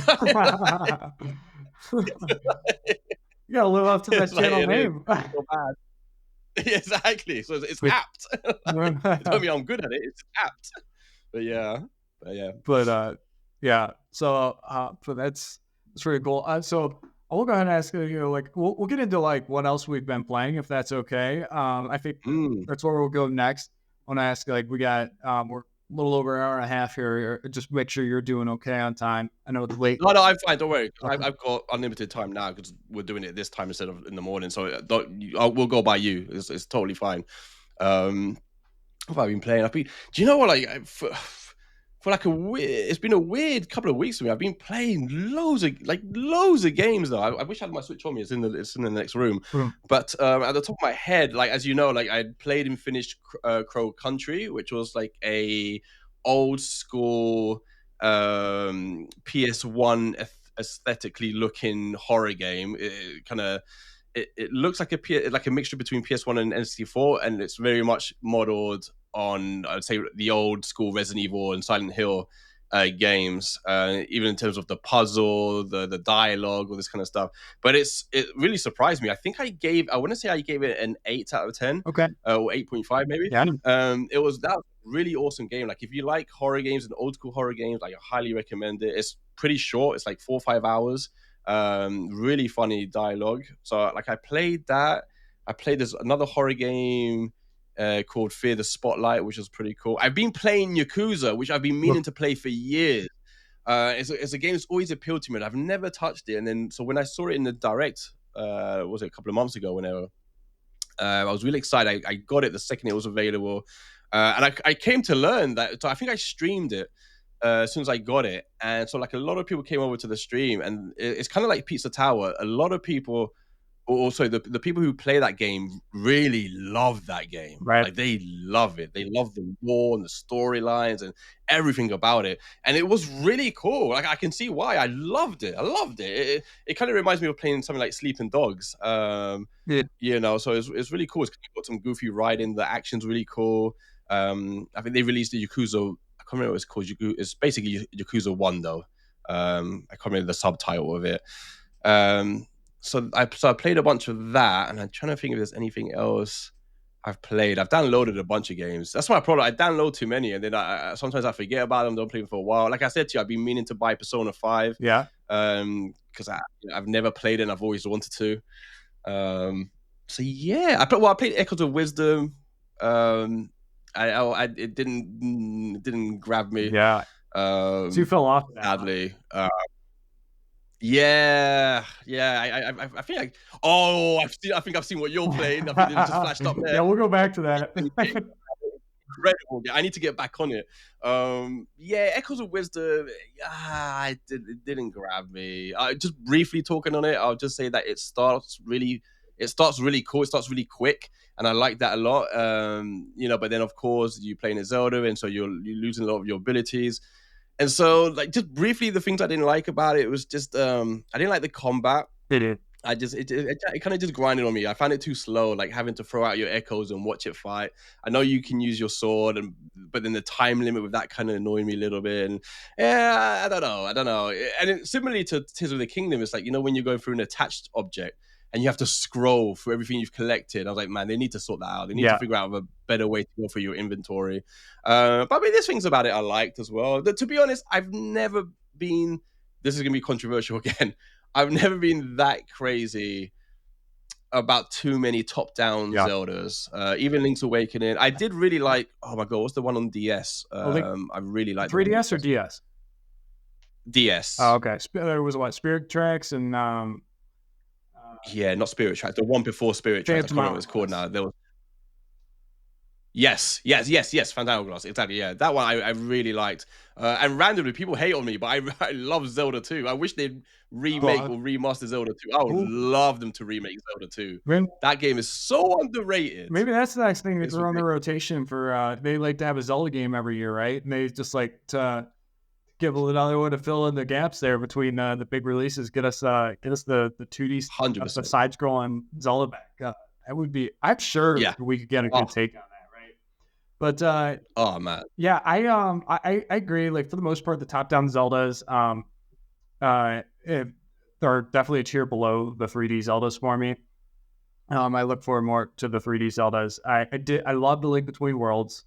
That's my yeah, sorry. I agree. Link Between Worlds, I also actually really enjoyed. Yeah, I really enjoyed that as well. Yeah. And I haven't played Phantom Hourglass or Spirit Tracks. So there's several that I haven't played. But like say Link's Awakening, I remember loving it or whatever as a kid. But I loved it was the first video game I had. I was just like, oh, video games are amazing. But I played through the remake on Switch, and I didn't care for it too much. I've talked about this a little bit in previous episodes, but like but I did finish Echoes, and the user interface, like I said, it takes the same problems from Tears of the Kingdom in terms of like rolling through your it's items or whatever, but it's like your echoes here, and it's like it's amplified to me on this because it's like the primary mechanic of the game is like Zelda herself, she can't really do a whole lot, so it's like you're fully dependent on these echoes.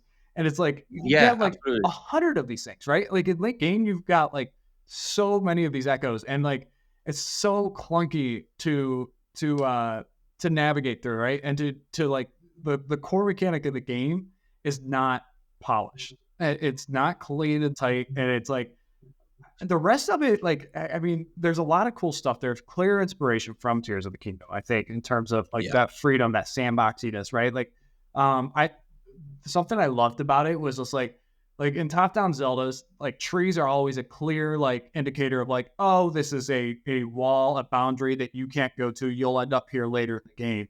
And it's like you use the beds like here on the screen here, and you can climb up to the top of the trees, just walk across the tree. You can cover almost the entire map, like 90% of the map, right as soon as you get through the little tutorial dungeon, right? And and to me, that was like I love that sense. Like I love the sense of being able to like just do something that doesn't feel like I feel a little like, oh, I'm doing something I'm not supposed to. And that felt good. There were the dungeons for me got better in late game, and I liked this game a lot, but it was if it wasn't a Zelda game, if it didn't have Zelda in the name, right? Like I'm not sure. I think it gets a worse score for me, or I don't know what score necessarily again, but probably like I'm probably B tier video game, and like probably like top of C tier Zelda game. Yeah, absolutely. It's like you say that there's I had the same sense when I was playing it. I thought, yeah, there's some neat ideas here. You know, it even make me smile once in a while. But like the core gameplay of playing Zelda is just compared to like the first 10 minutes of the game, where it's like, yes, you're right in it, and it's quite quick, and you know, it's the gameplay is just much faster, and the combat's much more satisfying. And I don't know, there's something about the combat that just really, yeah, it would drag down my enjoyment of the Yep. game too much to persist. I don't know how many hours I played in the end. Maybe if I had to guess, I don't know, 6 or 7 hours. Okay. But it was just I couldn't. Nah, not for me. Yeah. Yep. Not for me. I think I included it in the giveaway or something. I don't know who's got it. Someone's got it now. But like, yeah, Right. but yeah, Yeah, no, it's supposed to be like a 25-hour game. I usually take a lot longer to beat games. Because like, you know, yeah, if a game tells me to go one way, I just kind of go the other. And yeah. I think I was pushing 40 hours on this one. But I kind of agree with like the top down Zeldas, right? So have you played Death's Door? Man, do you know what? I think I literally downloaded that because that was on my list for a while, and then randomly I spoke to one of my friends, who was telling me he just played it and he loved it. So I haven't yet, but I do have it. That is another one on the backlog. But I've heard like only good things about it Oh though. my goodness. So yeah, that to me is better than any top down Zelda. That's the best top down Zelda. Whoa, than any top-down Zelda. Oh man, it is. It is like so. Link Between Worlds is my favorite top down Zelda, and I think Death's Door Yeah. blows it away. You're gonna get us taken off the air. So they're gonna come for us. yeah, so I'm damn, telling you, like, that's high praise. jump into that. It's got the combat is awesome. So I love it so much so that I've actually been that's not it. I've been playing. Acid Nerve is the developer of Death's Door. I'm like, you know what? Titan Souls was kind of the game they did before that. I've been playing through this game. Yeah. And it's supposed to be like according to the time to beat.com or how long to beat.com. It's like 3 hours to beat, 4 hours to beat plus bonus or whatever. Okay. 7 hours like for completion. I'm like 4.5 hours into this game. I am nowhere close to the end.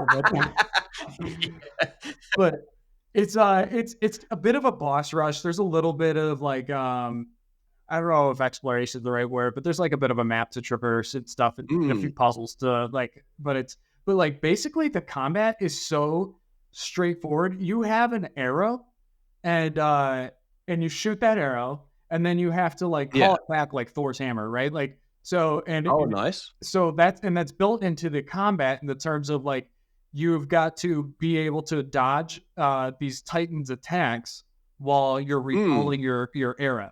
Right. And it's right. And you can definitely see the influence that they took from or influence, I don't know, or to take things they did in this Titan Souls and expanded on it in Death's Door and the combat stuff that you have with the bosses at Death's Door. But this game is really hard. Death's Door is pretty hard too. Dude, it looks so good though. It looks amazing. It's good. And like at this point I would recommend like it's just going into Death's Door. I mean that's what I did, but it's just like and if you loved it, it's probably worth going and checking out Titan Souls. Just to kind of see where they expanded on and whatnot. But like I don't so far I haven't come across anything that like Titan Souls did super different than from Death's Door that was like any like you know, but it's definitely I'm having a good time. I think I'm gonna go ahead and beat it. But because it shouldn't take me a whole lot longer to beat, but yeah, this is. I'm like you. I always take longer as well. Always. I never reach the recommended time. I always take probably 50% longer to finish games than what it actually says it's supposed to be. But yeah, yep. I'm like I don't understand how like, and even like we talked about like Clap Flab and the game that like we played the free horror games we played last episode. Clap Flab, Mark took like 30 minutes to beat this game, and I took like almost an hour. And it's just like, I don't know, man. But I don't know. I love discovering secrets and stuff. Like I love just seeing every piece of the world, right? Like you talked about how Breath of the Wild, like the story there was not much of story stuff. And it's like I only need a story really to just kind of like carry me to the end of the game. I don't need a whole lot out of it. Where I get out is just it's just exploring every nook and cranny of a world and like just seeing what that world has to offer and how the player interacts with it, right? And that's really Yeah. what I get. That's what brings immersion for me.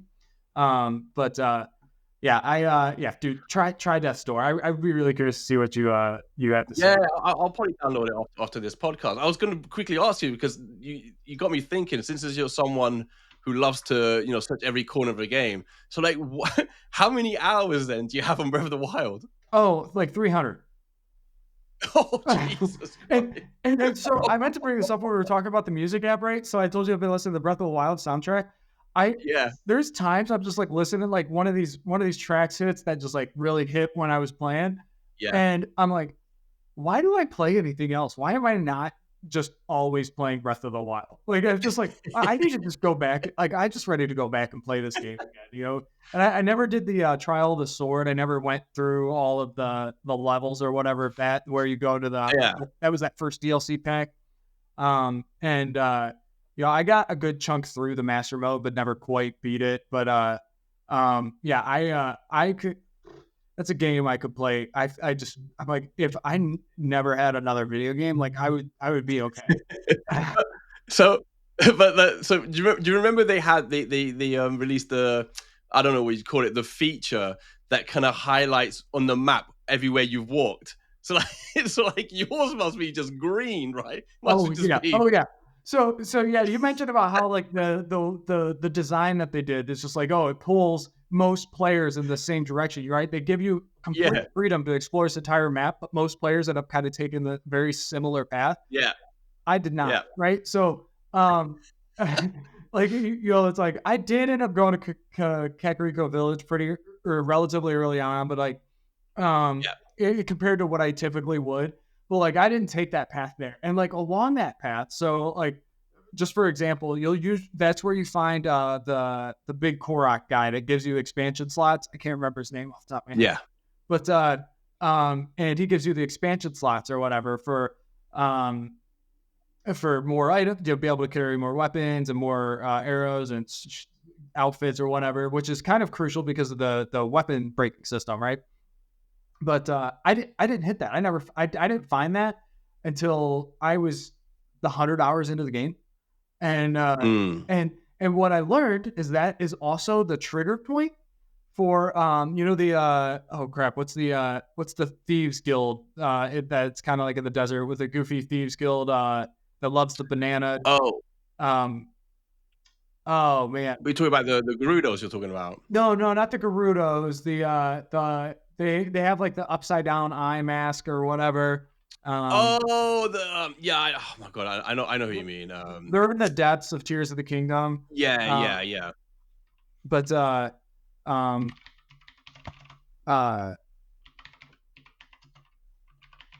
but anyway, sorry, I'm like Googling something real quick. No. I was just gonna say briefly because I forgot to, before I forget, we were talking about what games I played. I didn't mention because I'm gonna tell people they should absolutely go play this. It's a game called Kill Knight. Oh yeah. Which is this top-down, gory ass action slasher, like arena-based level. There's only 5 levels. The game came out like, I don't know, 3 weeks ago, a month ago. I'm only on level 3. It's ridiculous. It's so brutally hard. But like one of those where it's just one more time. Right. You know? Yep. And it's funny because there's always like 50 enemies on the screen. And so my wife comes in and she goes, "Are you playing that game again where you just run around in a circle?" That's what I'm doing. I'm running backwards in a circle, just shooting and slashing. It's like all I do. But if anyone hasn't played that, definitely recommend go check out Kill Knight. Unbelievable game. Game. I'll have to go into that. That makes me think a little bit about. Have you heard of Disc Room? No. Okay. That's a pretty cool one. You're not really actually you're not fighting. You're avoiding like these saw blades that are like spawning in this. Hold on. I'll see. What did you say it was called? Disc Room. So I can search it here on Steam real quick, probably. No, But I'm thinking of something else. um, Oh, hold on. Let me have a look. No. I thought it was something else. but yeah, it's super gory, but it's one of Oh these my super hard lord. games. But Oh yeah, my god. you just This go is from like like, room to room and you try to like break these challenges, right? I think you get like S rank, A rank, kind of things, and yeah, or maybe scores or whatever. You've kind of got to get like certain scores, times, like. But it's a wild game. Like I love really hard games, like challenging games, right? Like I talked yeah, about Super Meat Boy Plus earlier, but like I don't like super punishing games where it's like games that it's like, oh, if you die, you have to go redo, yeah. 30 No, minutes worth of yeah, hell traverse, no, all these. hell Yeah, no. yeah. But This is so insane. yeah, This is, no, imagine giving this to someone who suffers like with anxiety. Like, yeah, jeez. yeah, not for the lighthearted, or, but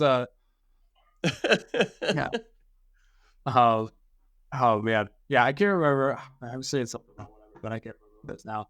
But and it controls. So Control is a game that Oh, what a last game. episode I gave Curtis and Mark a list of games, and I was like, all right, which one should I use? I almost stole your channel title to name a segment on remote play attacks the backlog. Was Go what I for it. wanted to call that. So Absolutely. but so I gave them a list of games that have been on my backlog because I've got tons and tons of games on my backlog, and they told me to jump into Control. I've never played Oh, a Remedy yeah, me either game. before this. Me either. Oh man, this game is so good.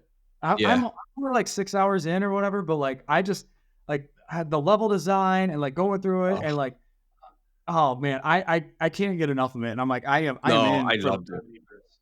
Yeah. and Like, the combat, dude. The combat is so satisfying, and like, even the even the gun you have, it's kind of like that Minority Report kind of air blaster, almost you like did? force field blaster.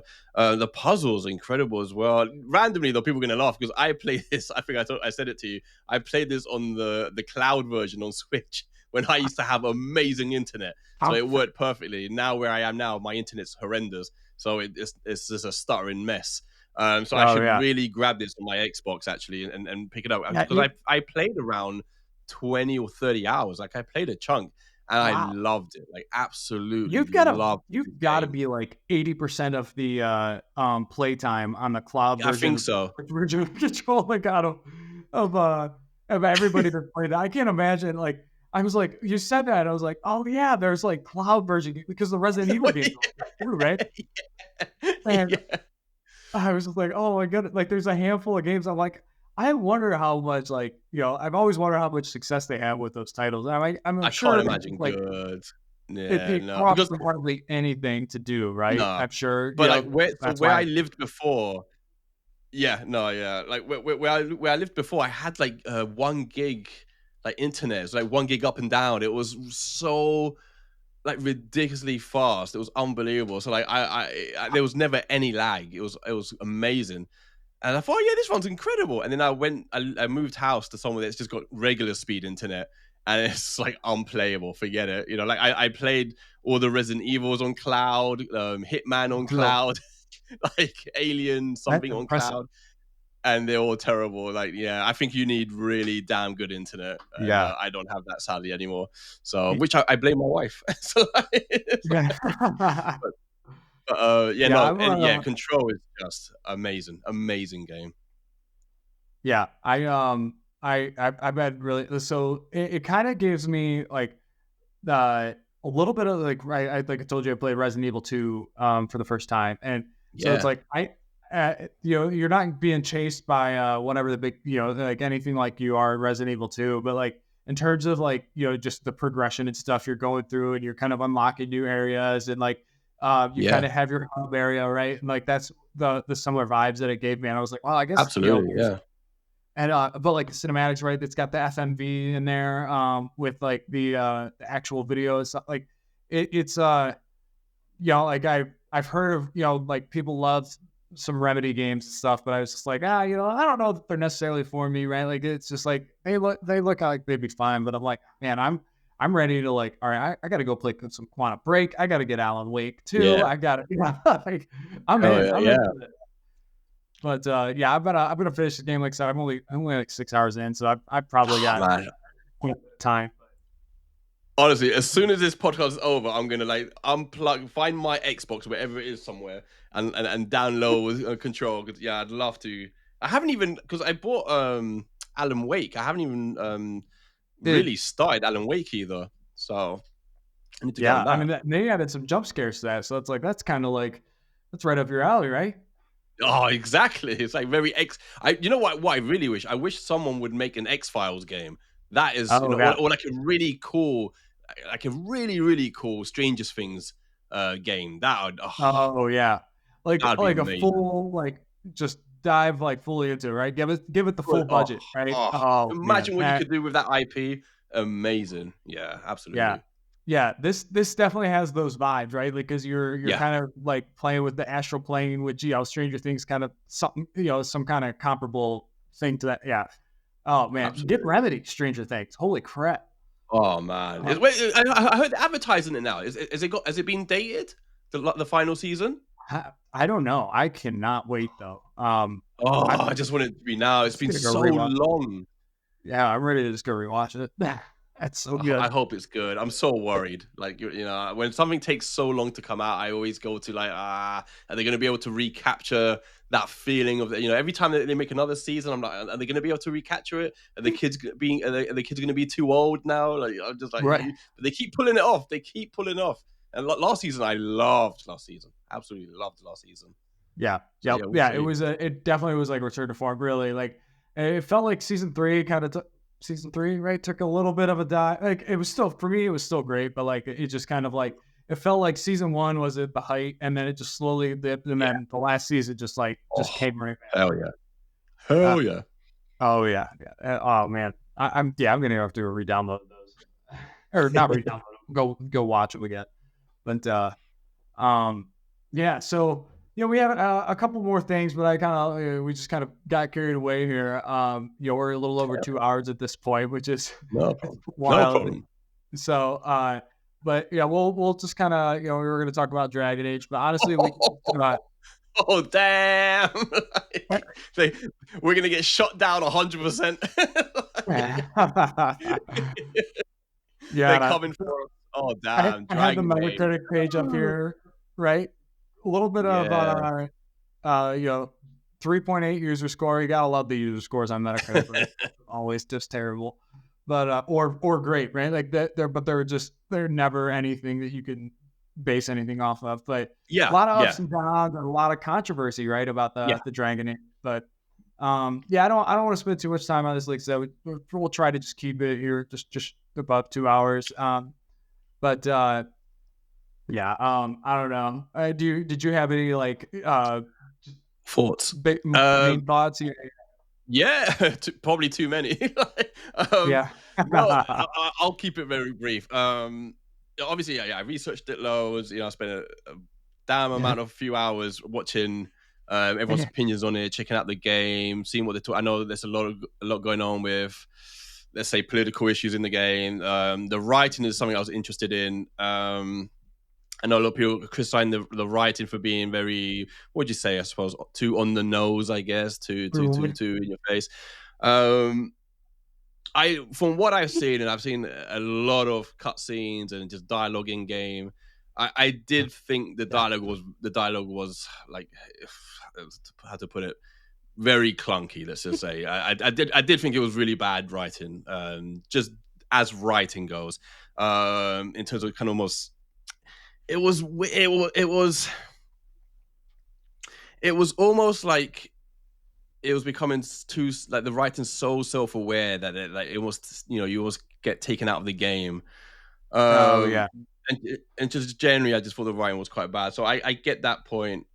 I get what people are saying in terms of, you think the writing, the quality of the writing is not great. I thought that from some of the videos I've seen. In terms of the action, I know some people have been saying that the combat is very, quite plain and whatever. I mean, yeah, it didn't look like the best combat in the world. I'm not sure. The other stuff, the more controversial stuff of like the publisher screening for reviews, that I do think it does sound pretty wild. Yeah. There does seem to be a lot of evidence to show that they had screened who they thought would give it good or bad reviews using what they said about the game in previews.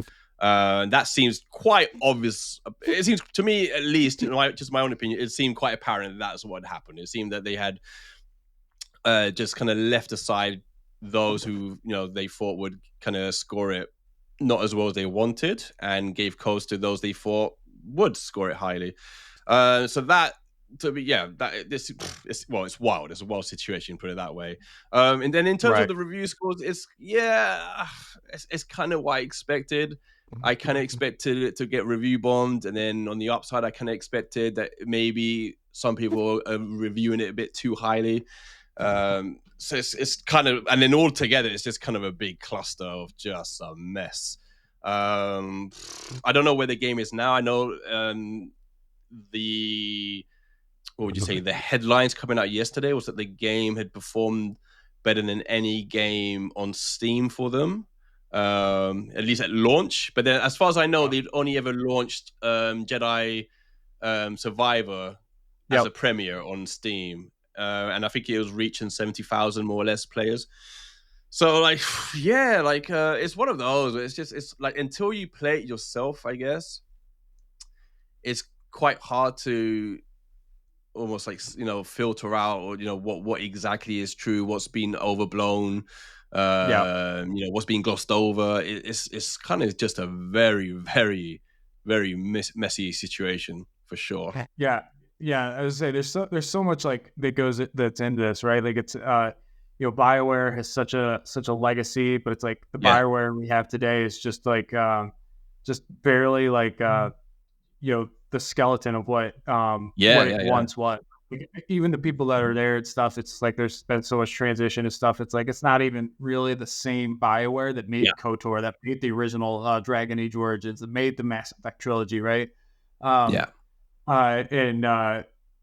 it's kind of it's interesting, and this just felt like it's just like, oh, okay, after Andromeda, after Anthem, right? Like, it's just kind of like just the BioWare name really still hold any stock, and like this was the game that kind of they're like, all right, this is it kind of in some ways made me think of Starfield last year, right? First off, it's getting all this critical media attention, right? And and and it's also it's like, oh, is this what Bethesda is now, right? Just kind of being like, oh, is this what BioWare is now, right? So I don't think Bethesda got any kind of flack for sending review codes to only to people that would give them good reviews or anything. But it's otherwise, wild. It's and it's scored similar. I think the score is similar, and it is not too far from what Starfield was. It's like that mid-low. Which you ought to beat Starfield. I'll probably play this once it hits EA Play. I was going to ask you whether you'd played it yet. So I mean, I'll probably I'll play it because I'm so intrigued now. Right. That I'd have to play it myself. I've seen enough of it to get what people are saying. I'll say that. I'm gonna be very careful around all the politics, right? But I've seen enough to okay, I get what people are pointing out. I get what they're referring to as like, man, this is like really on the nose. This is really just like, I don't even have to say it, just very politicized, let's say, I guess. But there's so much information as well. There's loads about who's writing the game as well, and all this kind of stuff, and like why they got hired. There's so much in this. Like, it's messy. I feel like this is one of these are one of these things, these topics that are going to be spoken about on YouTube for a while. I feel like. But at the end of it, you just try the game. If the game is fine, if it's not. But what I say that, it's quite easy for me to say, look, if the game's not that great, don't play it, whatever. But at the same time, I've never been like a massive BioWare. Not that I don't like the games. I was just playing other games at the time. But like Mass Effect, stuff like that, obviously, I loved and that kind of stuff. But I can understand, I suppose, you get attached to developers and game series, and whenever there's changes in the game series, it's a Yeah. section of people aren't going to like it, let's say. So there's always going to be high passions and this kind of stuff. So yeah, the thing is, now I've watched 2 or 3 videos on it on YouTube. Now whenever I open on YouTube, it's just videos about it everywhere now. So it's like, God damn Yeah. it, man. Oh yeah. Now it's like I can't get away from it. But yeah, no, I don't know. Yeah, what do you make of the whole Yeah. thing? I I haven't played a whole lot of Bioware games, which it's like they seem to make games that would be right on my alley. But I played a bit of Dragon Age Origins, and really Yeah, that is it in terms of Bioware for me. I've never played Anthem. I haven't played. I started the first Mass Effect yeah, when I was like just entrenched to Fallout 3, and like I did that was a time like I didn't understand like what like I just didn't have a good understanding of like what starting games like that was like, right? Like, and it's like yeah. you can't play Fallout 3 and Mass Effect at the same time. It's Well, like it's funny you say that, because as you said that, I was thinking, I think I'd played Mass Effect 3, but dropped out. I don't know how much I played. Not that crazy, but I dropped out to play Fallout 4. oh yeah. So that's what. Yeah. So I had like a similar thing with it as well. Yeah, so it's like I was like, I'm just gonna go back to Fallout, and it's just like Yeah. because like those are 2 games that you just get completely immersed in, right? And so it's hard to do that with split that into 2 games. But I moved from to Burnout Paradise at that time being my Oh, side game, hell yeah. which is Yes. pretty Legend good. game. Yeah, Yeah. so I think it's just interesting. Like I said, I mean my main thoughts is kind of just sounds like kind of like Starfield. It sounds like it's probably a solid game. It's probably a game I would enjoy, but it doesn't look like it's any like return to the good old Yeah. days. That maybe it was hoped to. Some people were hoping it to be, or some legacy Bioware fans were hoping it would be, but it doesn't seem like it's something that should that's like just an utter failure, right? Yeah, yeah, absolutely. Yeah, it's like, yeah, like I say, you can see the review bombing, right? Like I don't think it's a 3.8, but then I saw a review on IGN that gave it a 9. I was like, oh god, I doubt it's a 9 either. Like it's Right, like, right. and so that's why I feel like there's the 2 opposite sides, right? The people that just want to, they're just gonna give it bad regardless, Right. and there's like people on the other side that are gonna give it good regardless, or like exceptional regardless. So Yeah. and yeah, like you said, my suspicion is that it's maybe somewhere in the middle. Maybe it's a 7.5, maybe it's a solid game. That's what it looked like to me. Like it didn't look terrible. Yeah. But like you said, yeah, like I said, I've never been a massive BioWare person, but it does make me want to try it at least, But then it's funny that when stuff like this comes up, I've been so engrossed in all my Nintendo stuff. Rarely do you get controversies like this, right? And so Right. when stuff like this comes up, I'm always, cautious. I'm like, should I talk about this in a podcast? Like, it's a very like, you have to be so careful, Yeah. but at the same time, it's such an, because the gaming industry is becoming more and more every day like the movie industry. It's practically, it's almost the same thing in terms of the way games are made and stories are created and all this kind of stuff. So it's really interesting, but at the same time, it's like you have to be so careful when you're talking about controversies like this. So it's kind of like, it's an interesting subject, but it's also like a very hot subject. Yeah. So but it's interesting. You know what? I think it's good to drop conversations and talk about these things. So it's good. Yeah. That's kind of like what we like to do here. So Yeah, exactly. it's like we just kind of like to dive into what this stuff is about, and it's like Yeah, hell yeah. we just have our thoughts on it, and it's like I don't know. People could disagree with us, but Yeah, or absolutely. agree with us, and then we just have conversation about it. It's like we're not out here Absolutely. telling that this is Absolutely. how it is. If only I'm right. Yeah, no, exactly. I always think it's nice to, like you said, always have the attitude that you can always learn something from someone. I always say, Yeah. Yep. Absolutely. yeah, But yeah. Well, on that note, I think that's a good chunk of what we wanted to talk about today, and we got a nice long one, which I love. I that's love the awesome, conversation. dude. Like I can literally talk for like Yep. weeks. There's too much. There's stuff every day to talk about, So it's like I said, it's probably the most exciting time right now for video games.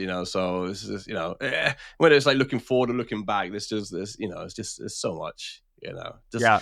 I was talking to my wife about this. I was trying to explain to her like how how we look at video games, and it's the same way people look at the movie industry. It's just like the video game is, it's like I love movies. Like I grew up on movies, right? And I studied film, and I work in TV now, and so but it's a different level of immersion, right? Like you're watching a movie and it's like, yeah, you might get immersed in it and this kind of stuff, but when you're playing a video game, you're interacting with it, so it's like that's a whole new level of immersion. And so it's like but to see like where we're going now, it's the stuff now with like VR and like what the future is going to be. This, like, I always wonder what video games are going to be like in 10 years, and I just think, man, that the things we're going to be doing is just I can't even imagine. So it's always so exciting. It's so cool. Yeah. Yeah. It is, man. It's yeah. I like to think, like, 10 years ago, I guess we were playing. We were just getting the PS4 and Xbox One, right? Yeah, like VR was like nothing, like look at VR now. Like VR is just ridiculous. And you have those people that like the Google glasses and they're outside in the street and you see them swiping around and in real life and stuff. And it's just like I fully imagine like a like a future where just everyone has these glasses on all day, and no matter where you're living, you're changing your interior to be whatever you want it to be. And you probably don't even work in the real world anymore. You work in a interactive jobs in a made up right. world. Just But completely the money you augmented earn there, reality. you can use in the real world. Yeah, like it's just gonna be like insane. It's Right. insane, but it's awesome. It's so awesome. All right, man. So yeah, we'll get it wrapped up here. You want to just say where people can find you? I mean, we'll post links in the description as well to the channel and everything, or whatever links you want us to throw in there, and to engage. I know you're relatively active on Twitter or X or whatever. Yeah. Well, firstly, let me say, thank you so much for inviting me on, Evan. I've had a complete blast. I'll be honest with you, I was feeling so rough today. Like I've got this whole chest thing going on, and my wife's like, "Go to bed, go to bed." I was like, no. And like for the last 2 hours, I've completely just forgotten about it. Like I've just Good. animated, chatting about video games. So it's been such a blast. So I've deeply thank you for inviting me on. And yeah, like if you want to find me, you just attack the backlog on YouTube. I'm on X, the same name. If you want to see, if you want to catch up with Nintendo news in the week and watch me fail miserably at completing games on the weekend, come right along. Be happy to see you. Yeah, no, that sounds great. Yeah, thanks again for coming on. Yeah, I've had a blast. Like I said, being able to just talk Nintendo for 2 hours has been that's my dream. That I don't get to necessarily to realize with Mark and Curtis all the time. So Mark likes his Nintendo, Curtis doesn't care much for it. But no, yeah, I think it's like that podcast. What is it? Oh my god, not Eurogamer, the offshore Eurogamer. The guys that do all the analysis. Damn it, what they're called? Is it Digital Foundry? Is that DigiFoundry? Exactly. Completely. I went blank for a second. There's one of the guys there, I can't remember who it is, who is so anti-Nintendo. Like he hates Nintendo so much. So like whenever they're having the freeway conversation, you just see him in the corner. He's just like blank. Like just like, and then they'll go to him at the end of the discussion. Like, do you have anything to add? He's like, nope. It's like, why are you there? It's like so funny to me, but it's so bad. Yeah, that would have been Curtis if he was on today. So, yeah, thanks Gib, for joining. It has been it's been a good time. Well, hopefully you stay feeling better. I know it sounds like 4 a.m. for you now. So, yeah, it's all good. It's all good. But no, I really appreciate it. Yeah, I really enjoy your like I said, I hopping on your streams and watching some of your videos and stuff. So be sure to check that out. And we'll probably have to try to get you on again once the Hell Nintendo yeah, yeah. We should do when like the a Switch collab. 2 Yeah, no, I was saying we should do like a co-op game or something, like a collab stream or something of like, I don't know, like Mario Oh 3D World or something, or yeah, something like that. Be fun. yeah. We'll get something figured out. That sounds good. Oh yeah.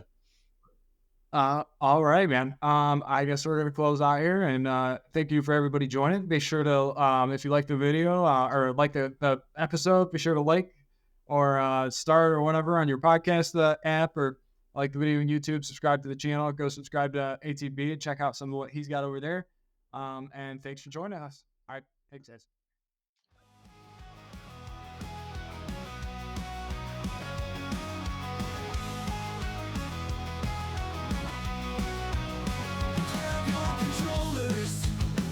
Time for the show. Friends together, ready, set, go. Games on channel.